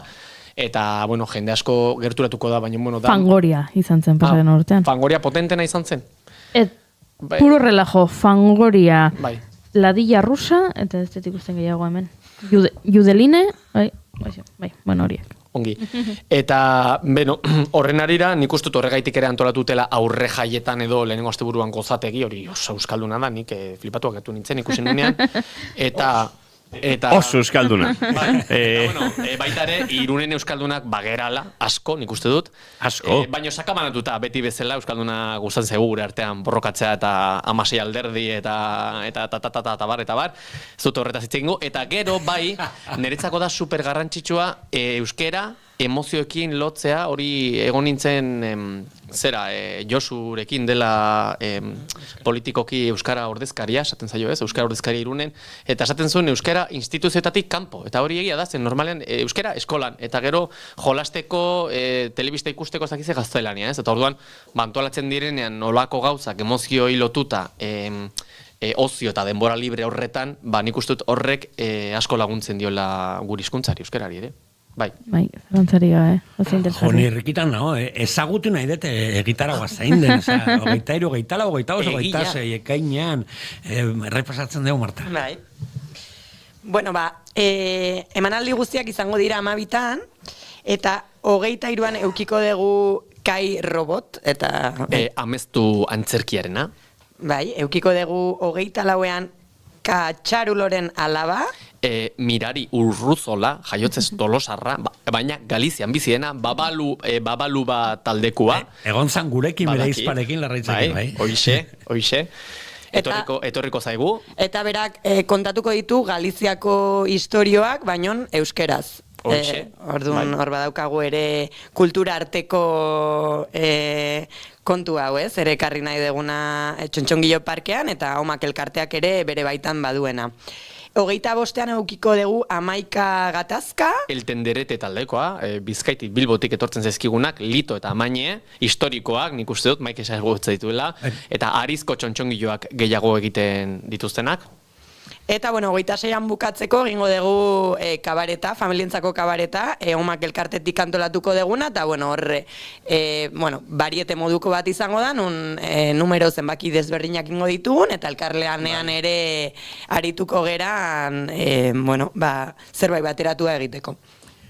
Izugarrizko programazioa, lagunetan, Irungo parkean. Eta familia kabareta, entzun duzu, normalean kabaretak helduentzako dira, hau familientza da. Eta, artista famatu pilo bat, Marta Altzate, behin artean, Carlos López, adunakoa, edo Asteasukoa barkatu. Eta, gero Ostomila ere egongo gara, Santi Sos Bilbokoa ere egongo da, eta, sorpresaren bat ere espero dugu kabaretean. Beraz? Ongietorriak zarete, gerturatu. Denok gonbidauta nik, etorkizuna begira, galderatxo bat, nahi bat igual, Jo, ni guatzen naiz, Bartzelonan garai batean, guain ezain bestaino, Turo parkean, astebururo iten zuten horrelakorik, Madrin el Retiro, edo ez dakit Parisen ezautzen dut Luxemburgo parkea, edo bada beste Park Montisau, edo horrelako zeu zer, astero, txotxongilo manaldi pilo bat egiten direla kalean. Ametxe egiten duzu Irunen edo Euskal Herrin espazio gehiago izateko nun astero programatzen dela kalen txotxongilo manaldik. Bueno, bikaina izango zen, ez? Nik uste bagoazela poliki eta lehenengo urratsa bai izan dela joatea elkartzen, ingurukoak, ere helburua bada omaken, bai iparraldeko, bai Nafarroko jendearekin ere harremanak estutzea, eta baita ere txontxongiloekin ibilbide desberdinak ditugun pertsonak ere elkartzea, batak besteari ere erakusteko eta elkarrekin joateko sortzen. Eta hori ja egiten ari gera, ja elkartu gera adibidez lanbe formakuntza edo eraikuntza saio batzuk egiteko, ez? Hoxe. Eta, bueno, orain nire kabaretari begira ere nola da? Bai, guztion artean sortu bar dugu, hori izan sorpresa, baina ez berdin du. Guztion artean sortuko dugu Carlos Lópezekin batera, 5-6 manipulatzaile behar duen numero bat, Carlosek eginiko arizko txontxongiloekin, eta esan behar da Carlos niretzat maisu bat dela Euskal Herrian momentu honetan, behar bada Corrado Masatxi ere ezagutzen duzutela, ere beste maisu bat, horren mailakoan esango nuke, nun bakizute arizko txontxongiloak pixua milimetrikoa izan bardula fisikoki mugitu egin alizateko zen. Eskotan ikusten ditugu txontxongiloak, ze polita, baina gerazten zara mugitzen eta ez du funtzionatzen, eta horren atzean dagoen maixulana izugarria da, eta gutxi dira maixulan hori daukatenak, eta gutxi da gainera Carlos bezala nahi dutena konpartitu, eta bere nahia, orain ja bere helduaroan, esango genuke jubilazioan, da bere bizitza guztian ikasi duena, bai Italian, bai Espainian, bai Katalunian, Pepe Otalekin, hemen Euskal Herrian, Argentinan, hori guztian nahi digu erakutsi eta konpartitu. Eta gaude formakuntza tailerrak ematen, eta bera da maixua nahi duelako, eta eskaini diogu espazio hori. Carlos ez da inoiz jubilatuko. Ez, noski. Badakit ez. Zu bezala, mai. Oximoron, ni Carlosekin ezagutzen dut, eta izugarrizko txotxongilero dara, batez ere arizko txotxongiloekin, maixu handi bat, azbinenea arte eszenikoen laborategiaren sortzailetako bat, eta alma materra Elena Aramarrirekin batera, hor sortea izan genuen, jatorrizko proiektuan soziofundador izateko, eta hori asko ikasi genuen, berarekin txotxongiloekin. Eta benetan gozatu zuku guztia atera Carlosi merezidulako. Bai, nuski. Bai, momentuz beraz, amesten degun hori, bada horrelako tailer bat edo... Iraunkorra, ez? Iraunkorra izan alizatea, bertan, hasteko juntatzen, eta harreman hori hoiek suertatu daitezen, beste zuk aipatutako beste toki horietan gertatu den bezala, gero plazetara atera alizateko bertatik ere. Orduan, igual eskatzen dugu, ez? Kulturgintzan, herrigintzan eta txontxongilogintzan gauzak egin nahi ditugu, baina espazio bat behar dugu. Mesedez, lagundu. Eta kalea beti izan da gurea, Bai, baina hor... Bakizu eraikitzeko. Gozatu, irundarrok edo zein... Bertaratzen zareten orok? Sargia parkean, okupatuko da? Bai, hori da, barkatu, Sargia parkean eginen da egunero 12an, 23tik 26ra, normalean izotz pista jartzen den toki berdinean, hau da, Urantzu frontoia eta Sargia partearen atzeko partean itzala dago, 12an, 12erritan ja ez dago inbeste, euria egitekotan izango da Urantzu frontoi txikiaren barruan, uraldiaren hor bertan dagoela onduan. Eta bero asko egitekotan, 35 gradu adibidez, nik ustut baietz egingo dugula barruan. Itzaletara joko duzuela. Bai, hori da. Marta Alzate, Ruben Mejuto, mila esker gaur gurekin izateagatik, gonbidapena luzatuta gure entzulei, eta zuei ere nahi duzuenean gurekin kafe hartzera etortzeko beti ez. Urrengo astean. Venga, ados, torri. Aio.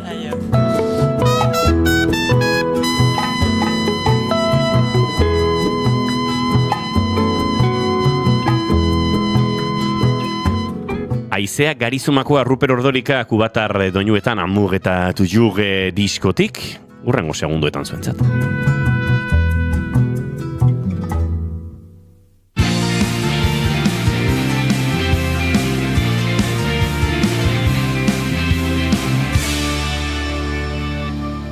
Bigarrenak ez direlako beti okerragoak. Bigarren kafea. Naiz irratia, zuk nahi duzunean entzuteko aukera duzu egun osoan zehar.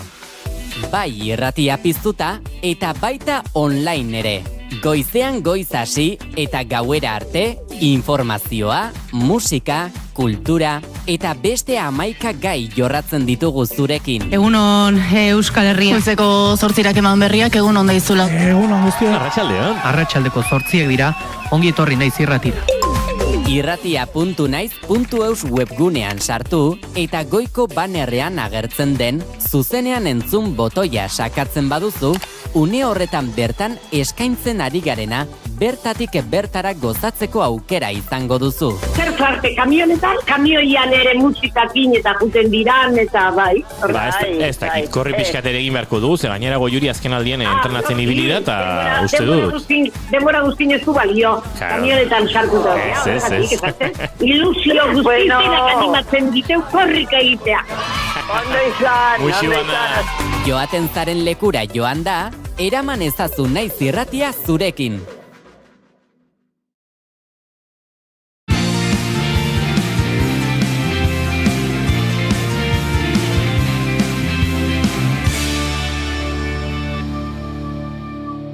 Bigarrenak ez direlako beti okerragoak.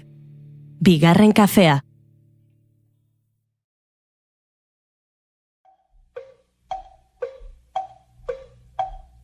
I recall just walking down the street, trying to escape the city heat. I saw her from the corner of my eye. Yeah, she looked so good I thought I'd die. My heart went bang, shang, lang, bang, shang, lang, bang, shang, lang, bang, bang. My heart went bang, shang, lang, bang, shang, lang, bang, shang, lang, bang, bang. Entzuleok 11:12 minutu hemen jarraitzen dugu naiz irratiaren sintonian bigarren kafea zuekin hartzen eta bigarren kafea hartzeko bigarren bisita gure mikrofonetara gaurkoan Eneko Iturbetan mendik egin duena. Eneko, egunon berriro? Kaixo. Eta bigarren kolpea, musika adimen artifizial dun, musika artifizial, ez da egin nola ditu behar diogun honi, musika virtuala, aurrekoan aipatu genizuen, hainbat fase izan dituela, musikariak nola baite maskara bat topatzen zutela musika virtualean, 2021 bateko, bai. Bai, bueno, nahi bale mazu, hola, azkar batian ingoet laburpen bat, musika virtuala da, ez dakinantzat, musika talde bat, baina virtuala, hau da, animaziozko pertsonaietan oinarritzen dena. Hau da, atzetika musikariak daude, edo egon daitezke, hor dago. Sekzio honen edo saio honen gakoa, hori aztertea, baina, musikari edo marrazki bizidun hauen atzean, badaude musikari batzuk, marrazki bizidun horiek musika egin dezaten. Eta, gaurko saioa hortan datza hori ikustea. Baina, ikusi dugu azken urteetan, batez ere 2021 batetik, adimen artifizialak hor esku hartu dula eta, badirela orain musikari batzuk, atzetikan pertsonari gabe daudenak. Hau da, adimen artifizialak sortutako musikariak daudela, musikari virtualak. Eta, ipatzen genuen, adibidez, 2021 batean, Authentic Artist izeneko startup batek, nola egiten zituen, Twitchen zuzeneko moduko batzuk, eta nola, txatean, jendea idazten ari zen bitartean, kontzertua moldatzen zijoan, ez? Era bate da, edo bestera, baita, aipatzen genuen hori NFT bezala saltzen zutela batzuk, baita aipatu genuen adimen artifizialak, gaur egun musikan erabiltzen dela, baita gauza teknikoetarako, adibidez pista batzuk edo garbitzeko, edo pista banatzeko, edo dana dalakoa, eta gero iritsi ginen, estanda edo eztabaidaren lehenengo harrira, ez? Eta da, Xania Monet, musikaria, eta hau aipatzen genuen, adimen artifizialak sortutako musikari badela. Telisha Nicky Jones izeneko pertsona batek berak sartu zuen giza inputa edo, eta berak Suno izeneko adimen artifizialiti esan zion naizu.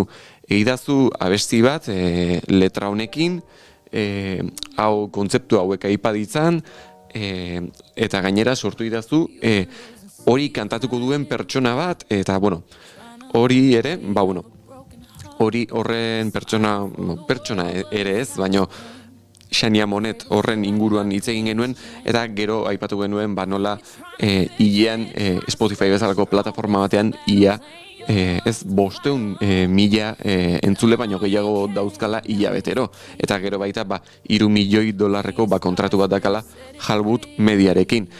Karo, orain iritsi, onarte egin genuen aurreko saioan, gutxi gora bera. Bai. Eta orain, bigarren zati honekin jarraituko dugu.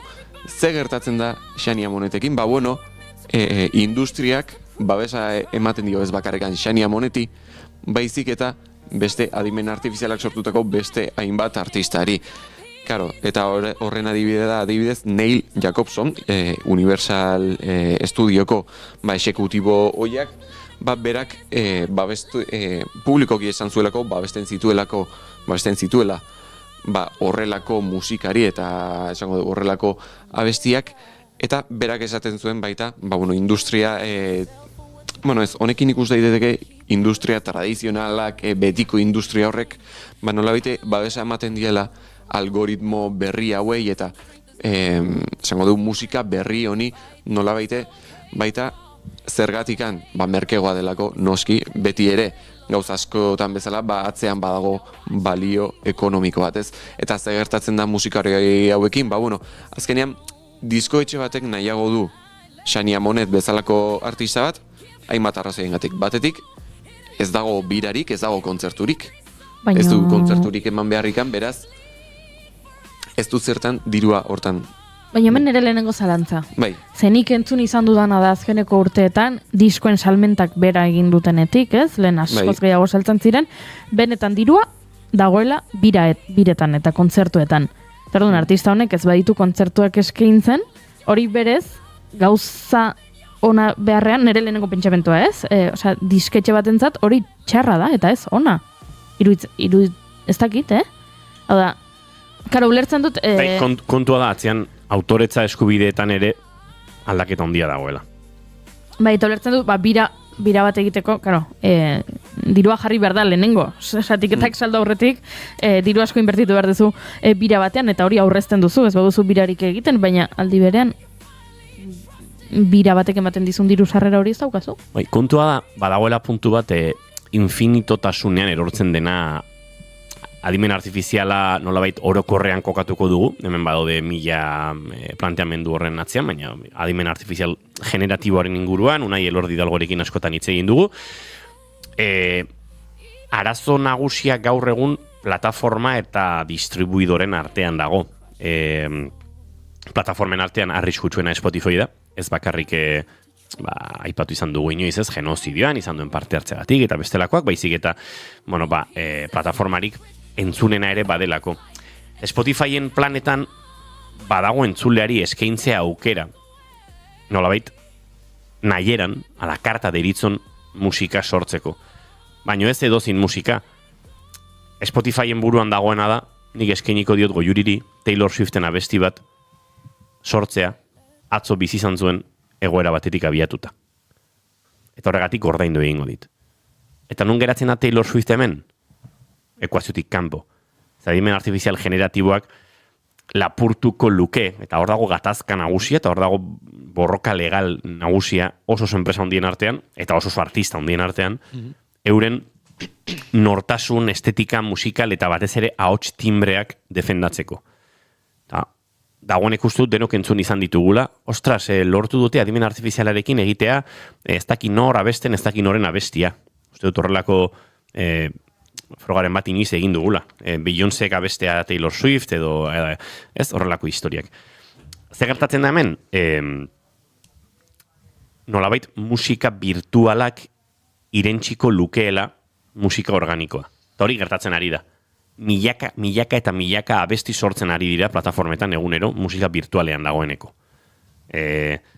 Oraindik datuak ez dira irenste horren konfirmaziorako, baina joera hau baldin bada eta ez baldin badago blindaje legalik, sentsazio guztia dauka, hori gerta litekeela. Eta plataformak geratuko direla, akaso artisten esparrutik edo artisten musika ezagutzen amateko lekutik kanpo. Aipatu du Taylor Swift eta oso ezaguna da, berak oraintxe daraman burruka hori kontua da, Universal Music Group izan dela munduko artista askoren disketxe eta distribuidora, eta Spotifyk akordio bat egin zutela. Eta hor, badago pixkat suplantazioaren politika handi bat, ez? Nik fanzone deritzen hori eskainiko diot, Swiftiei eskainiko diet, nahi duten musika sortzea, nahi duten momentuan.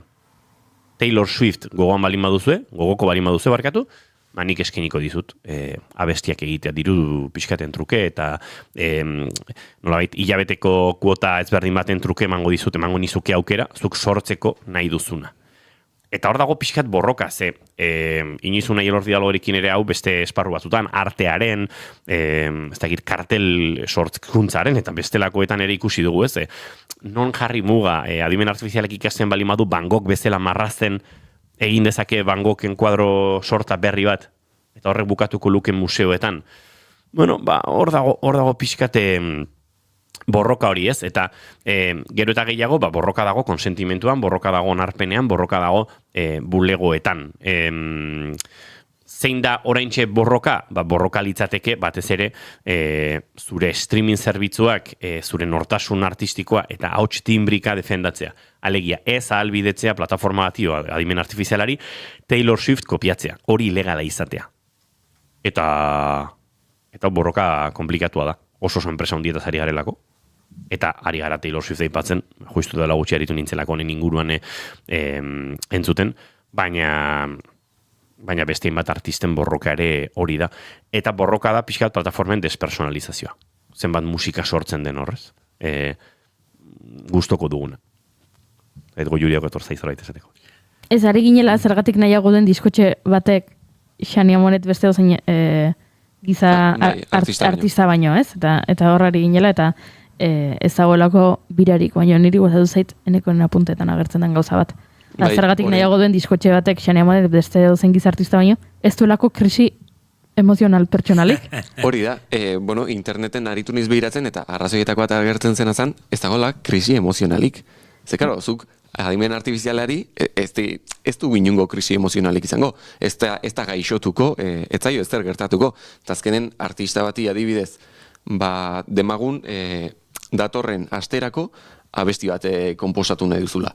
Eta kasualidadez, asteburu honetan gaixotu egiten da, ondo ezik dago, ez dakit, ez darriko minagatik, edo besterik gabe, zerbait gertatu zaio, eta emozionalki, ez dago, esango du, ez dago bere honenean, besti hori egiteko datorren asterako.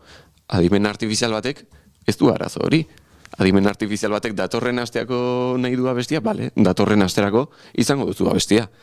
Alde hori ede, azkenen, diskoetxe batek, edozein momentutan jaso ezake abesti bat, eta ez du itxaron behar, nolabite, beste pertsonaren, ez dakit, askotan abesti bat sortzerakoan ere, ez da musikaria bakarrik, gero horrere sartzen dira, diskoa grabatu behar dutenak, soinu ingenieriak, hor badaude beste hainbat pertsona, esango dugu, musikariaz gain.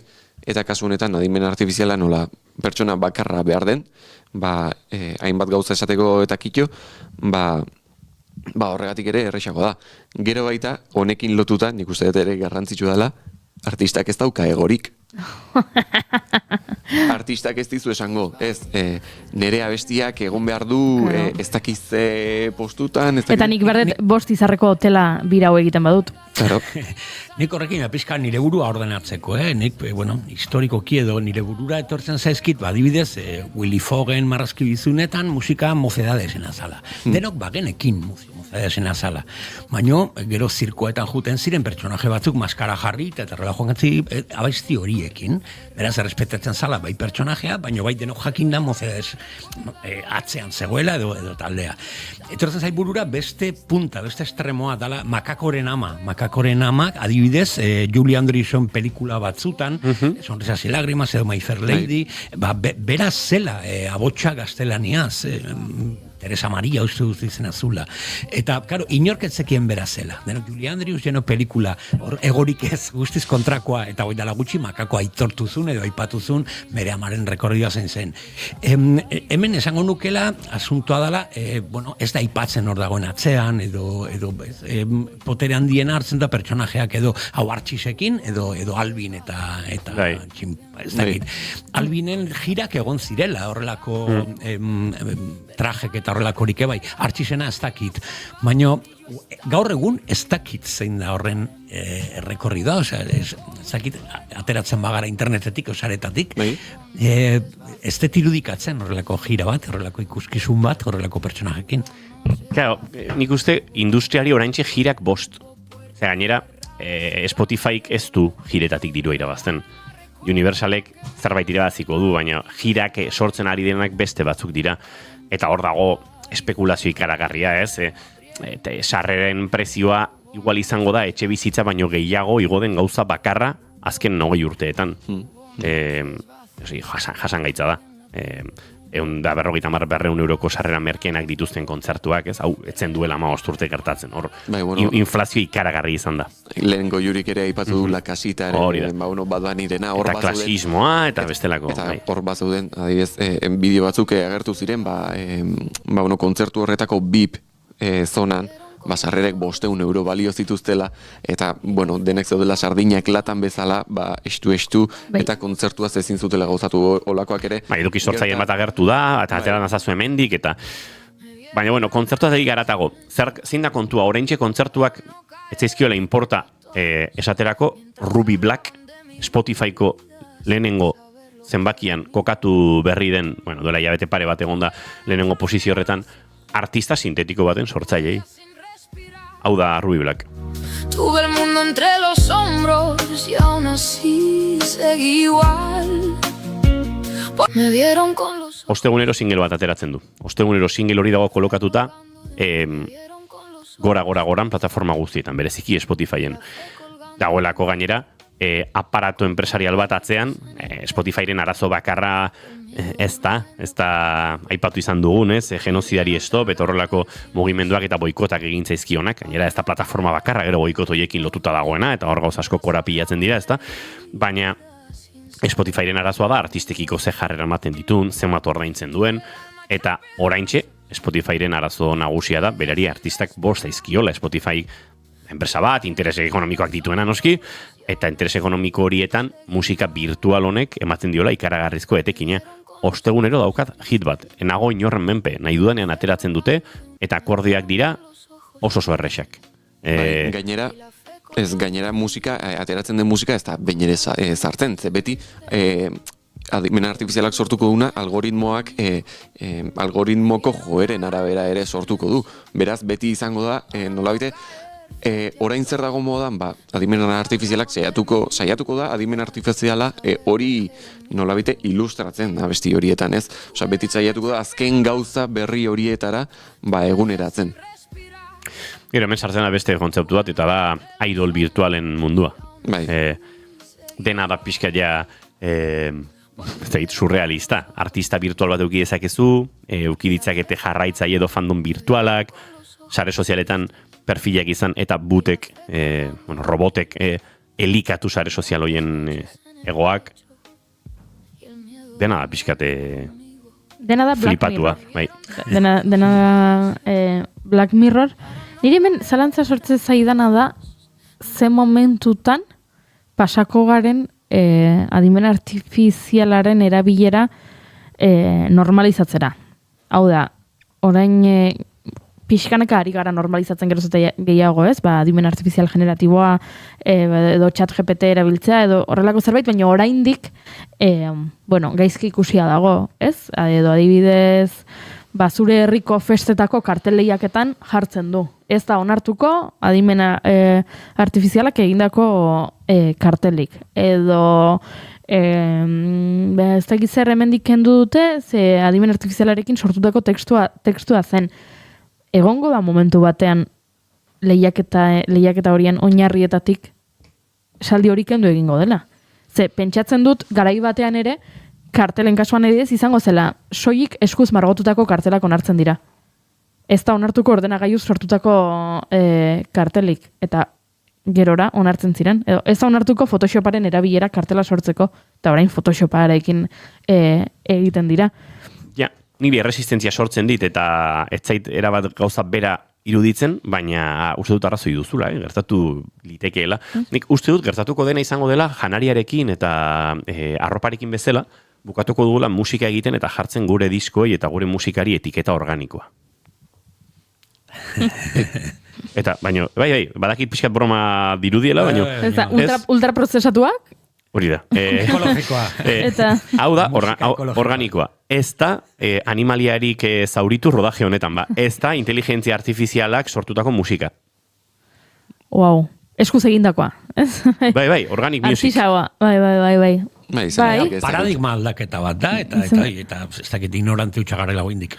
Claro, nik uste dut ere, adimen artifiziala, ez tegu esan nahi hemen ere, ez dela erabili beharrikan, nik uste dut erabili behar dela, baina beti bezala zentzuz, noski, erabiltzen baduzu, ez dakit, zalantza batzuk argitzeko, edo, adibidez guk aurreko nahi patu genuen, ez, ahots batzuk garbitzeko bagian, irratiko, ez dakit, batzutan erreportai bat egin nahi dugunean eta bialtzen dizkigunean audioak WhatsAppez, horiek nola baite denak maila berean jartzeko eta horretako...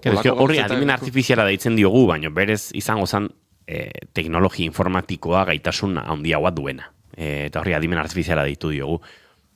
Bale, izango da, adimen artifiziala deitu diogulako, baina berez da gaitasun konputatibo edo konputazional handia duen sistema bat lortzen duena, efizientzia handia, ordenagailu normal batek, segundu gutxitan, audio batzuk nolabait banatzeko edo garbitzeko, ez?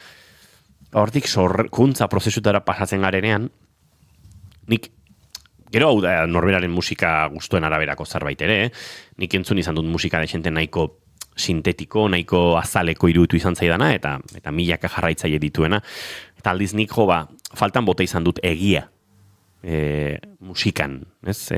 Piskat, egia, zintutasun musikal bat, eta ez bakarrik sorkuntzan, baita zuzenekoetan ere.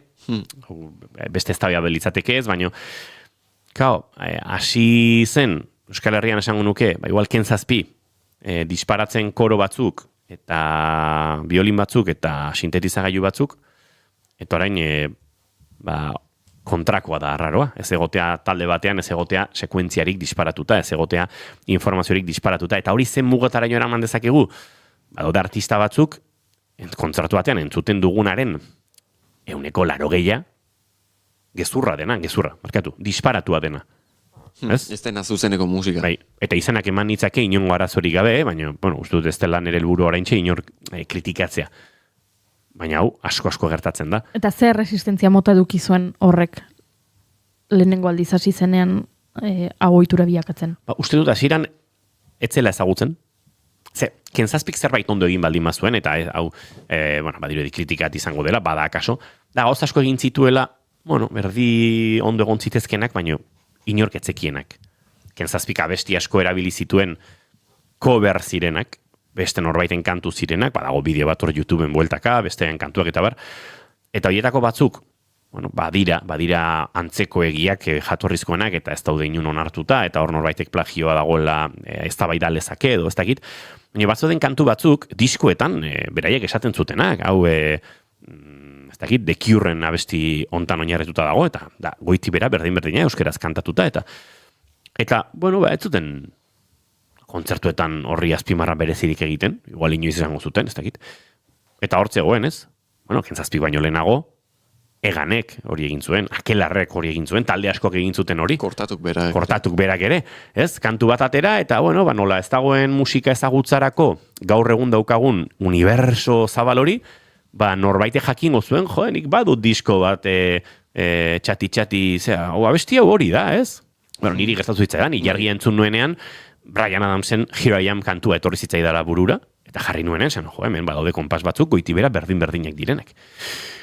Gauza ekin jokatu da, eta barkatu, Goiuriren galdera itzulita, sekuentziekin gauza bera, artistak ez du esaten entzuten ari zaren hau disparatuta dago, ez du esaten. Baina resistentziak sortu ziren, eta oraindik ere badaude, eta badago jendea estimatzen duena kontzertu batera joan, eta gauza guztiak momentuan sortuta eta jota eta kantatuta eta lan asko eginda gertatzea. Eta beste kasu batzutan, jendeari berdin zaio, niri honek borobile sonatzen ditu, eta honek ez dauka jakin beharrik ordenagailu horretan soinu mailan 15 pista gezurretazkoak diren, edo ez, berdin zaitez. Hor ja norberaren. Eta uste dut musika honekin ere antzeko zerbait gertatuko dela. Eta organic music deritzo da hau, igual existituko da ja, edo existitzeko egongo da, hau sortu egingo da ja. Eta orduan artistak, edo konsumitzaileak aukeratu beharko du, entzun nahi duen anari, edo entzun nahi duen, ez dakit, edo zein artista virtual, oraindik euskeraz, ez dauzkagu. Oraindik ez? Euskaraz ez dauzkagu oraindik. O bai eta ez dakigu. Claro. Edo bai eta ez dakigu. Badauzkagu, izan ditugu euskeraz, aurpegi ematen ez duten, nolabait, iskutuan egon diren musikariak. Baina ez den hain txikia dugu badakigula atzean musikariak daudela. Merina Gris sortu zenean, gero ja maskarak kendu duten, bihar proiektua esaterako, gu badakigu atzean musikari bat dagoela. Eta Merina Grisen kasuan badakigu zeintzu dagoen. Zein diren gainera, ez bai. Hor bazegoen jolas bat, nolabait pertsona, nortasun hori gehiegi ezagutu gabe musika hori ezagutzeko eta gustoko izateko. Horrengo pausua da, ez dago inoratzean? Nire galdera da hemen, euskararekin ez, eta soziolinguistikan, eta hizkuntzan asko egiten den galdera bat, dela, euskeraz ez dago. Egingo dugu, euskeraz? Edo ez da euskeratik errepikatu behar den modelo bat. Ze agian ez, batzuen intentzio da izan daiteke, euskeraz ez balin badago, horrelako musika talderik edo eta bakarrik gaztelaniaz eta ingelesez daude, euskaraz ere egin barko dugu. Euskerak bere lekua izan dezan modelo honetan. Baina agian ez da egin behar, ze eredu hau ez da. Egingo dela, seguro.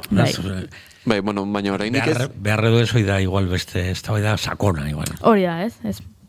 Torri zait burura, igual, ez da demagogoa den edo, baina torri zait porno euskerazekin, ez? Hau da, Euskal Herrian kontsumitu behar balin badute pornoa, eta gaztelaniaz kontsumitu behar dute euskeraz ez dagoelako, agian hizkuntzaren defendatzaile batek esango doa, sortu ezagun pornoa euskeraz, ez? Eta horrela pornoa kontsumitu nahi duenak euskeraz kontsumitu dezake, baina agian hor beste eztabaida bat dago eta esan behar dugu, ez da beharrezkoa pornoa sortzea euskeraz. Hortik. Bai, eztabaida komplexua da.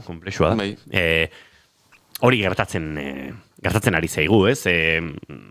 Artista batzuen inguruan defentsa batzuk oso kritiko den jendearen aldetik dira, ez zai gustatzen artista honen jarrera turbokapitalista, zai gustatzen artista honek euskeraz kantatuta egiten duen hau eta nola tratatzen duen nolabait merkatua, eszena, sarrerak, espekulazioa eta bar, baina euskeraz egiten du eta gazteek asko entzuten dute eta soziolinguistikan ekarpen handia egiten du.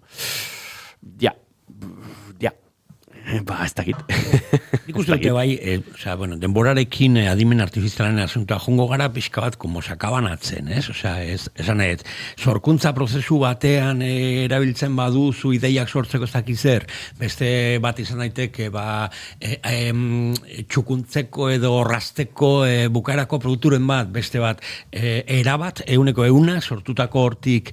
Uste dut, pixkanaka jongo garela familiarizatzen horrekin. Eta nik uste dut horrekin batera baita, oraindikan adimen artifiziala nahiko berria da, eta nik uste dut horrekin batera legeak sortuko direla agian, copyrightaren ikuspegitikan, egin dezakezu abesti bat adimen artifizialekin, baino ezin dezu erabili salmentarako, edo ezin dezu erabili, ezakite, jaialdi baten musika abesti bezala. Ari naiz visualizatzen organic music honen barruan, hiru etiketa ezberdin. Naranja, gorria eta horia, ez? Pixkate, diskonek ez du 100% adimen artifizial ekarpenetik gora. Ez? Edo disko 100% organikoa da, edo. Nik alare hemen ekarri nahi nuke beste gauza bat, aspaldi pentsatu nuena, eta gero ez dut ezarregin ere bizitzan honen inguruan, erosten ditut diskoak, soilik euskal artistenak, edo nahiko gertu direnenak, baina momentu batean utzi geniola musika edukitzeari, musika izateko zerbitzu temporalak ordaintzeko. bihar Spotify erabakitzen badu zuri musika ez dizula emango, zuk ez daukazu zure gustoko artisten musika. Gehienok, ez daukagu, oso disko, ez dakit, entzuten dugun artista nazioartekoen, hori fisikoan, edo deskarga legaletan, edo deskarga piratetan, berdin zait, musika edukitzeari, fisikoki edo digitalki, baina gure serbidoretan, gure disko gordan, gure ordenagailuetan, izateari utzi genion. Eta uste dut hor, merkatuarekiko ere, ikaragarrizko desabantaia sortu zigula. Ze gaur egun plataformek badakite, munduko 189 musika entzuteko plataformak behar dituela. Eta horrek permititzen du, albidetzen du, espekulazio hori, prezioekin egingo nahi duena, sartuko dizut artista virtual mordoa top 10ean, ja ez dakizu desberdintzen zein den virtuala eta zein ez den virtuala, entzungo duzunik algoritmo bidez ematen dizudana, descubrimiento semanal. Descubrimiento semanal da kapitalismoaren invento bat. Entzuten dugu, diruak eros dezakeena guk entzun dezagun.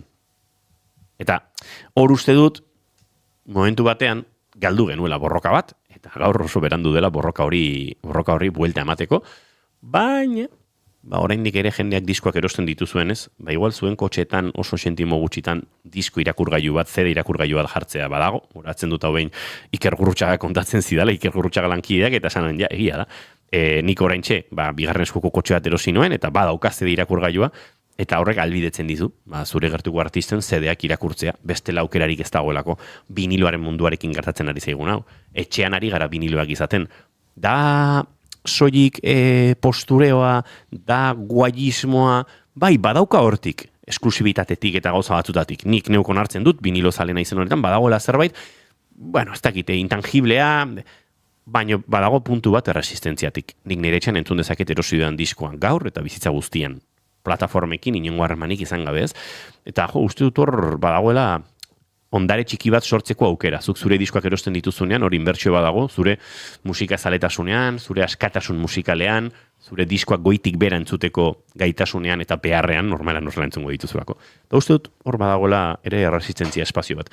Beste batean jarraitu beharko dugu izketan, eneko oso interesgarria da lenguan eta gaur ekarri duzun gai hau, baina gure hurrengo gonbidatua zai daukagu eta hurrengo minutuetan arekin izango gara. Eskerrik asko, Eneko. Agur.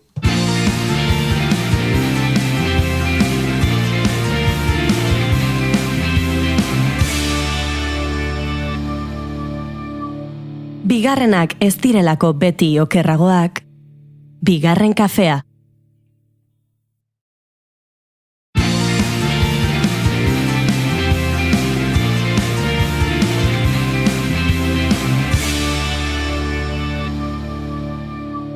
Bigarrenak ez direlako beti okerragoak, bigarren kafea.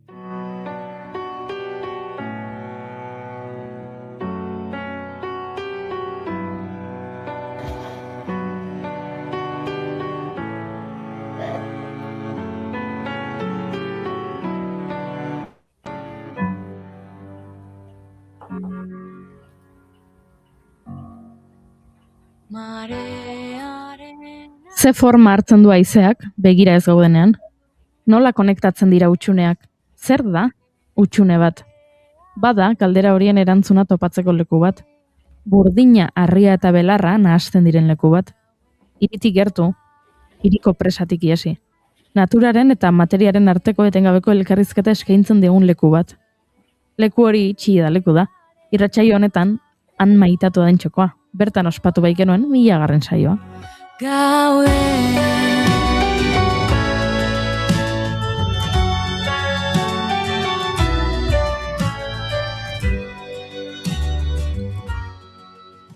Bada, edozein une da ona leku hori bisitatzeko, baina ez dizuegu gezurrik esango.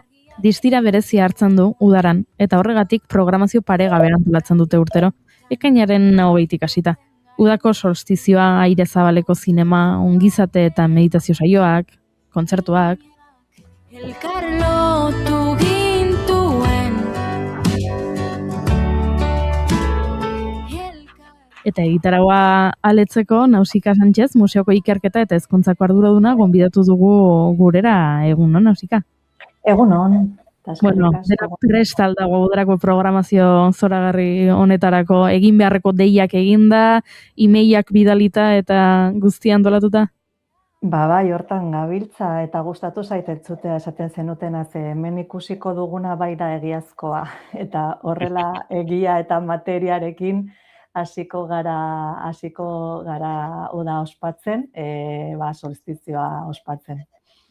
Ja, bihurtu da, ez dakit ohitura edo ez da lehenengo aldia, udako solstizioa eta txidalekuk bat egiten dutela, ez da? Hori da, ez da lehenengo aldia, eta urtero egiten duguna da, guton zuri bat ematen diogu artista edo sortzaile bati, eta aurten hain zuzen ere, luzatu diogu eskua dantzaz garatzeko elkarteari, dantza garatzeko elkartea dena, Adriana Pous eta Berta Bermudez direla zuzendariak, eta beraiek zuzentzen ari dira aurtengo edizioa, oso berezia izango da, errepika ezina, gauza ikuskizun berezi bat sustatzen ari dira, antolatzen ari dira, eta hortarako gonbidatu dituzte Ines Aurbert, Miriam Pérez Casabon eta Tartar kolektiboa parte hartzera. Eta, guain ari dira ensaioak egiten eta prestatzen, musika, dantza izango dugu aukeran, eta berez izango da momentu zoragarri bat ere berbisitatzeko txigidaleko, beste modu batean. Saiatzen ari badira horrek esan nahi du, zuk zertxo bait ikusi duzula dagoeneko? Nik ikusi ditut gauza batzuk, ez dizuet kontatuko, baina oso polita izaten ari da, egia da ikustea nola ari diren sortzen ere elkarlana, beraien artean, artisten artean, zaintzatik eta entzutetik ere espazioa ezagutzen, eskulturak nola aktibatu, nola harremandu gorputzak eskultura hauekin, eta ibilbide bate prestatzen ari dira, ibilbide baino aktibatuko dituzte museoko hainbat puntu gorputzen bitartez eta baita musikaren bitartez ere, Tartar kolektiboaren barne Manu gaine dago eta bera sortzen ari da bereziki musika egun hortarako. Orduan, sorpresa izango da, nik oso gauza gutxi ikusi ditute esateko. Musika aipatu duzu eta aurrerago aipatuko dugu baita ere ez, sound healing saio bate egingo duzuela, eta gauza gehiago badaudela, baina iruditu zait, soinua erdigunean jarri dutela hainbat udako proposamenek, eta galdetu nahi nizunea zergatik den hain interesgarria soinua txigidaleku bezalako espazio batean. Gure kasuan ez dago zalantzarik, berez txigidarentzat material bakoitzak badu bere soinu propioa, ez?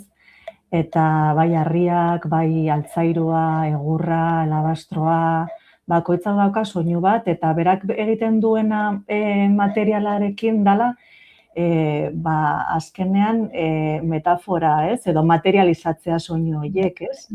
Eta ikusten dugunean altzairuzko eskultura batek adibidez haizearen orrazia, ez? Ja da, berez, bere izenburuan ja badu sonoritate bat, ez?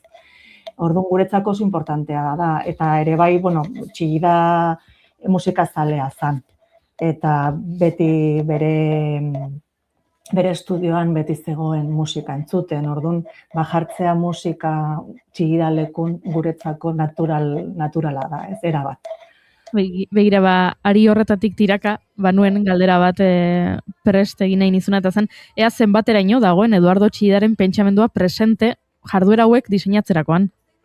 Oso presente dago, beti, ze azkenean, gure ondarea da, eta hemen dagoena da, eta artistak etortzen direnean onera, kontzientzia hartzen dute. Azkenean, beraiek etortzen dira bere lanetan, baina badakiten nun dauden, eta orduan errespetu osoarekin egiten dute lan. Hasieratik lehenengo gauzak eskatzen dizkigutenak dira, txigidari buruzko liburuak, egiten dute bisita bat, ulertu nahi dituzte eskulturak, eta orduan solstizioan adibidez oso presente egongo da txigida, noski. Bai. Ze ona, jarraituko dugu proposamenekin, ze osasunaren eta ongizatearen zaintzarekin konprometitutako museoa dela txigidaleko erakutsi duzu behin-baina gehiagotan, eta hori ere ez urmamituko da yoga praktikatan, ze egongo da yogarako aukera. Hori da, urtero eskaintzen dugun gauza bat da, eta berez, plazer bat da, yoga praktikatzea olako toki batean, ze yoga praktikatu dezakezu edozein tokitan, ez? Baina txigidalekun, daukan energia edo eskulturek daukaten energiarekin, zoragarria da horrela astea larun bata, udako larun bate bat, eta gero gainera bruntza eskaintzen dugu, ez? Sarreraren barne. Orduan, iruditzen zaigu ere bai oso naturala, jendeari asko gustatzen zaio etortzea jogaz disfrutatzera txigidalekura, orduan, udan hori eskainiko dugu larun batero, bai uztailan eta abuztuan. Oso proposamen interesgarria da, ze iruditzen zait, arte garaikide askotan burutik ulertzen saiatzen garela, baina zuek ordea gorputzetik sentitzeko gonbita egiten duzuela nolabait, ezta? Hori da, azkenean, eskulturak eramaten zaitu, ez, gorputzera, zuzenean, orduan, esperimentatu egin behar dela hori gorputzatik, ez. Eta lehen esan duzu ere bai Saungilinena, hori azpimarratu nahi nuen, ze oso berezia izango da, eta Eba Karrerak emango duena, bera etorri zan onera, maitemindu zan obrarekin, ez da zerbait Saungilin ere bai, azkenean edozein tokitan egin dezakezu, baina berak sortu du saio berezi bat txigidaleku inspiratu zuelako eta orduan txigidalekun inspiratutako saio berezi bat izango da, ez? Materia, soinua, eguraldi ona egiten badu kanpoan egingo dugu, eskulturen artean, eta eguraldi txarra egiten badu, sartuko gara baserrira. Baina, printzipioz, asmoa da hori naturan eta eskulturen artean egitea. Ze ona, badago beste hitzordu bat, aitortu behar dizut niri bereziki interesgarria iruditu zaidana dela, eklipsea, abuztuan 12ko eguzki eklipsea badatorrela, badago jendea aztoratuta, eklipsea dela eta ez dela, eta zuek, txigidalekuk ateak zabalduko ditu, saiatzeko ikusten behintzat eguzki eklipsea bertatik. Hori da. Berez, zalantza asko izan genituen, baina arantzadikoekin hitz egin genuen, eta egon gara aztertzen nondik ikusten den ondo, edo nondik ikusiko den ondo, eta justo museoko goikaldetik, bai pentsatzen dugu, konturatu gara, eta argazki bat atera genuen, eta hortikan ikusiko da. Eta zerbait esan zigutena da, beltzeteko dala, ez? Orduan, ilunduko dala momentu batean. Eta bai esan digutela oso berezia izango dela ikustea nola aldatzen den argia. Eta nola aldatzen den orduan daukagun pertzepzioa, eskulturen pertzepzioa ere bai. Ze ona.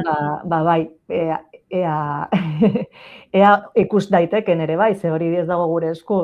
Azkenean lainotuta baldin badago egun hartan, baina bai, gure asmoa da, utziko dugu sarrera doain, eta kafetegia irekita edukiko dugu, eta zerbait ospatzeko ere bai, ez? Jendearekin, komunitatearekin, eta uste dut momentu berezi bat izango dela. Zer polilla. Bestelako ekintzak ere antolatu dituzu, ez dakit topa eta marraztu, ez? Art and Wine saioetan inspiratuta, marrazteko tartea, edo aire zabaleko zine gauak ere egin izan dituzuela beste batzuetan, arrakastatxua izaten da, hauza? Arrakastatxua izaten da, bai. Topa eta marraztu adibidez, iaz egin genuen, eta oso ondo atera zan. Berez, nire bai, anegon nintzen eta beste lankideekin ere marrazten, eta da momentu bat oso divertigarria, prestatu genituen adibidez esaldiak eta ideiak ez marrazteko, igual jendea hori hasten da ez daki nondikan hasi, eta ematen genizkien pauta batzuk, eta divertigarria izan zen. Eta gero zinemanera, bai, zinema berez, oso arrakastatsua izaten da, eta mantendu nahi dugu hori. Etortzea museora, bisitatzea, ikustea nola jartzen den eguzkia, eta gero pelikula bat oramakan. Hori bai, manta edo zerbaitekin, zen ja udan, naiz eta udan izan, hemen ezetasun handia dago. Aipatzen jarraitzeko egitaragua, inbeste gauza daude, ez dakit dela nondik tira, baina aipatu dezaket familientzako eta gaztentzako jarduerak ere egin dituzuela. Nola azaltzen da txigida nola azaltzen zaio txidan erabe bati? Bueno, hortarako, adibidez, guk gonbidatu ditugu Maushauseko Carlos eta Anabel, arkitektoak direla, baina ere bai artezaleak, amorratuak, eta beraiek errestasun handia daukate gazteekin, eta ja daramatzate urteak gure udalekoak antolatzen.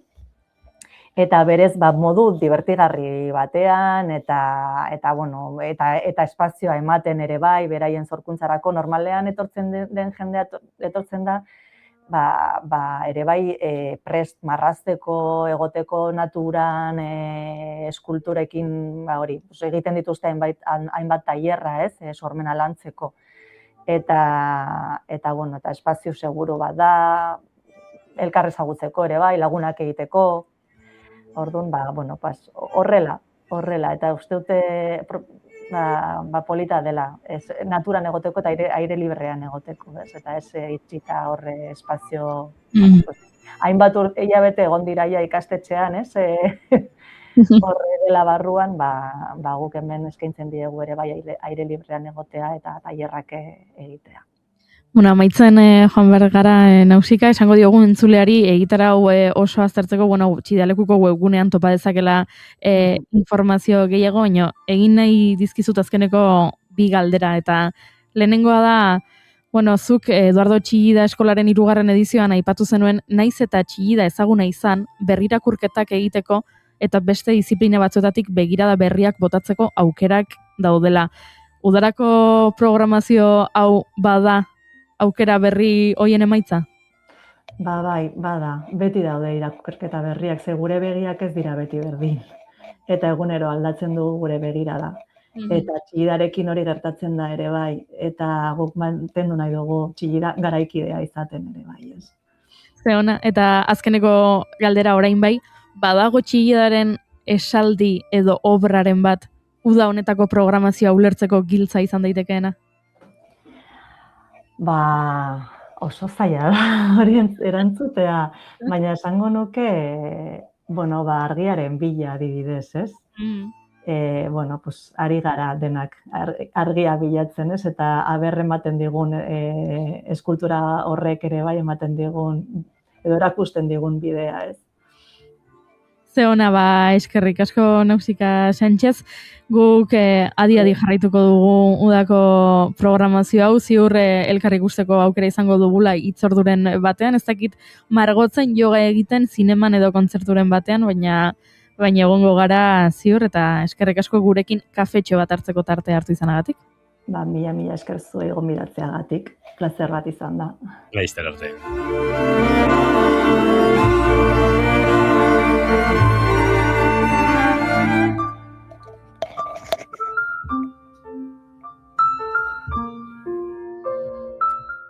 Entzuleok 2 minutu eguerdiko 12etarako eta lehen aipatu dugun proiektu batetik, bihartik, demen izenako abesti hau, Jurgi Ekizarekin elkarlanean, aipatu dizugun bezala, bihar bada euskal proiektu bat, bada organikoa, baina bere atzean dagoen sortzailean orden badakigun arren, orokorrean, ez ezaguna da, eta hemen Jurgi Ekizarekin egin zuen demain izeneko, kantu ederronekin. Agurtuko dugu gaurko saioa, Gorka galdetu dugu, nik zer egin dezaket nere CD-ekin.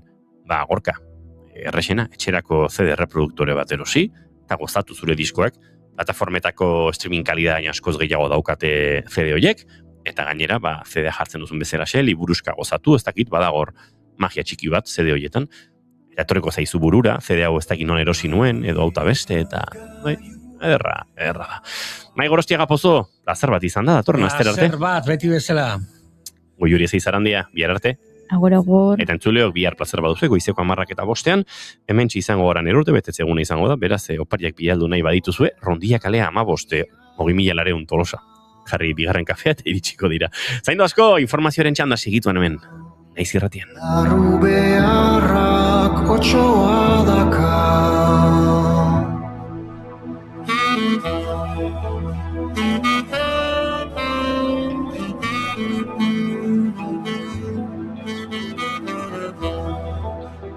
C'est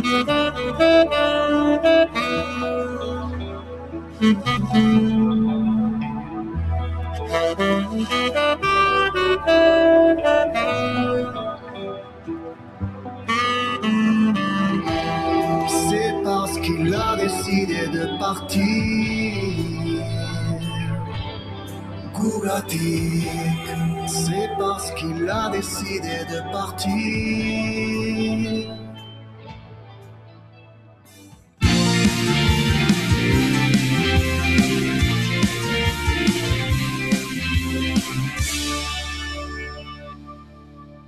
Keep Calm and Bigarren Kafea.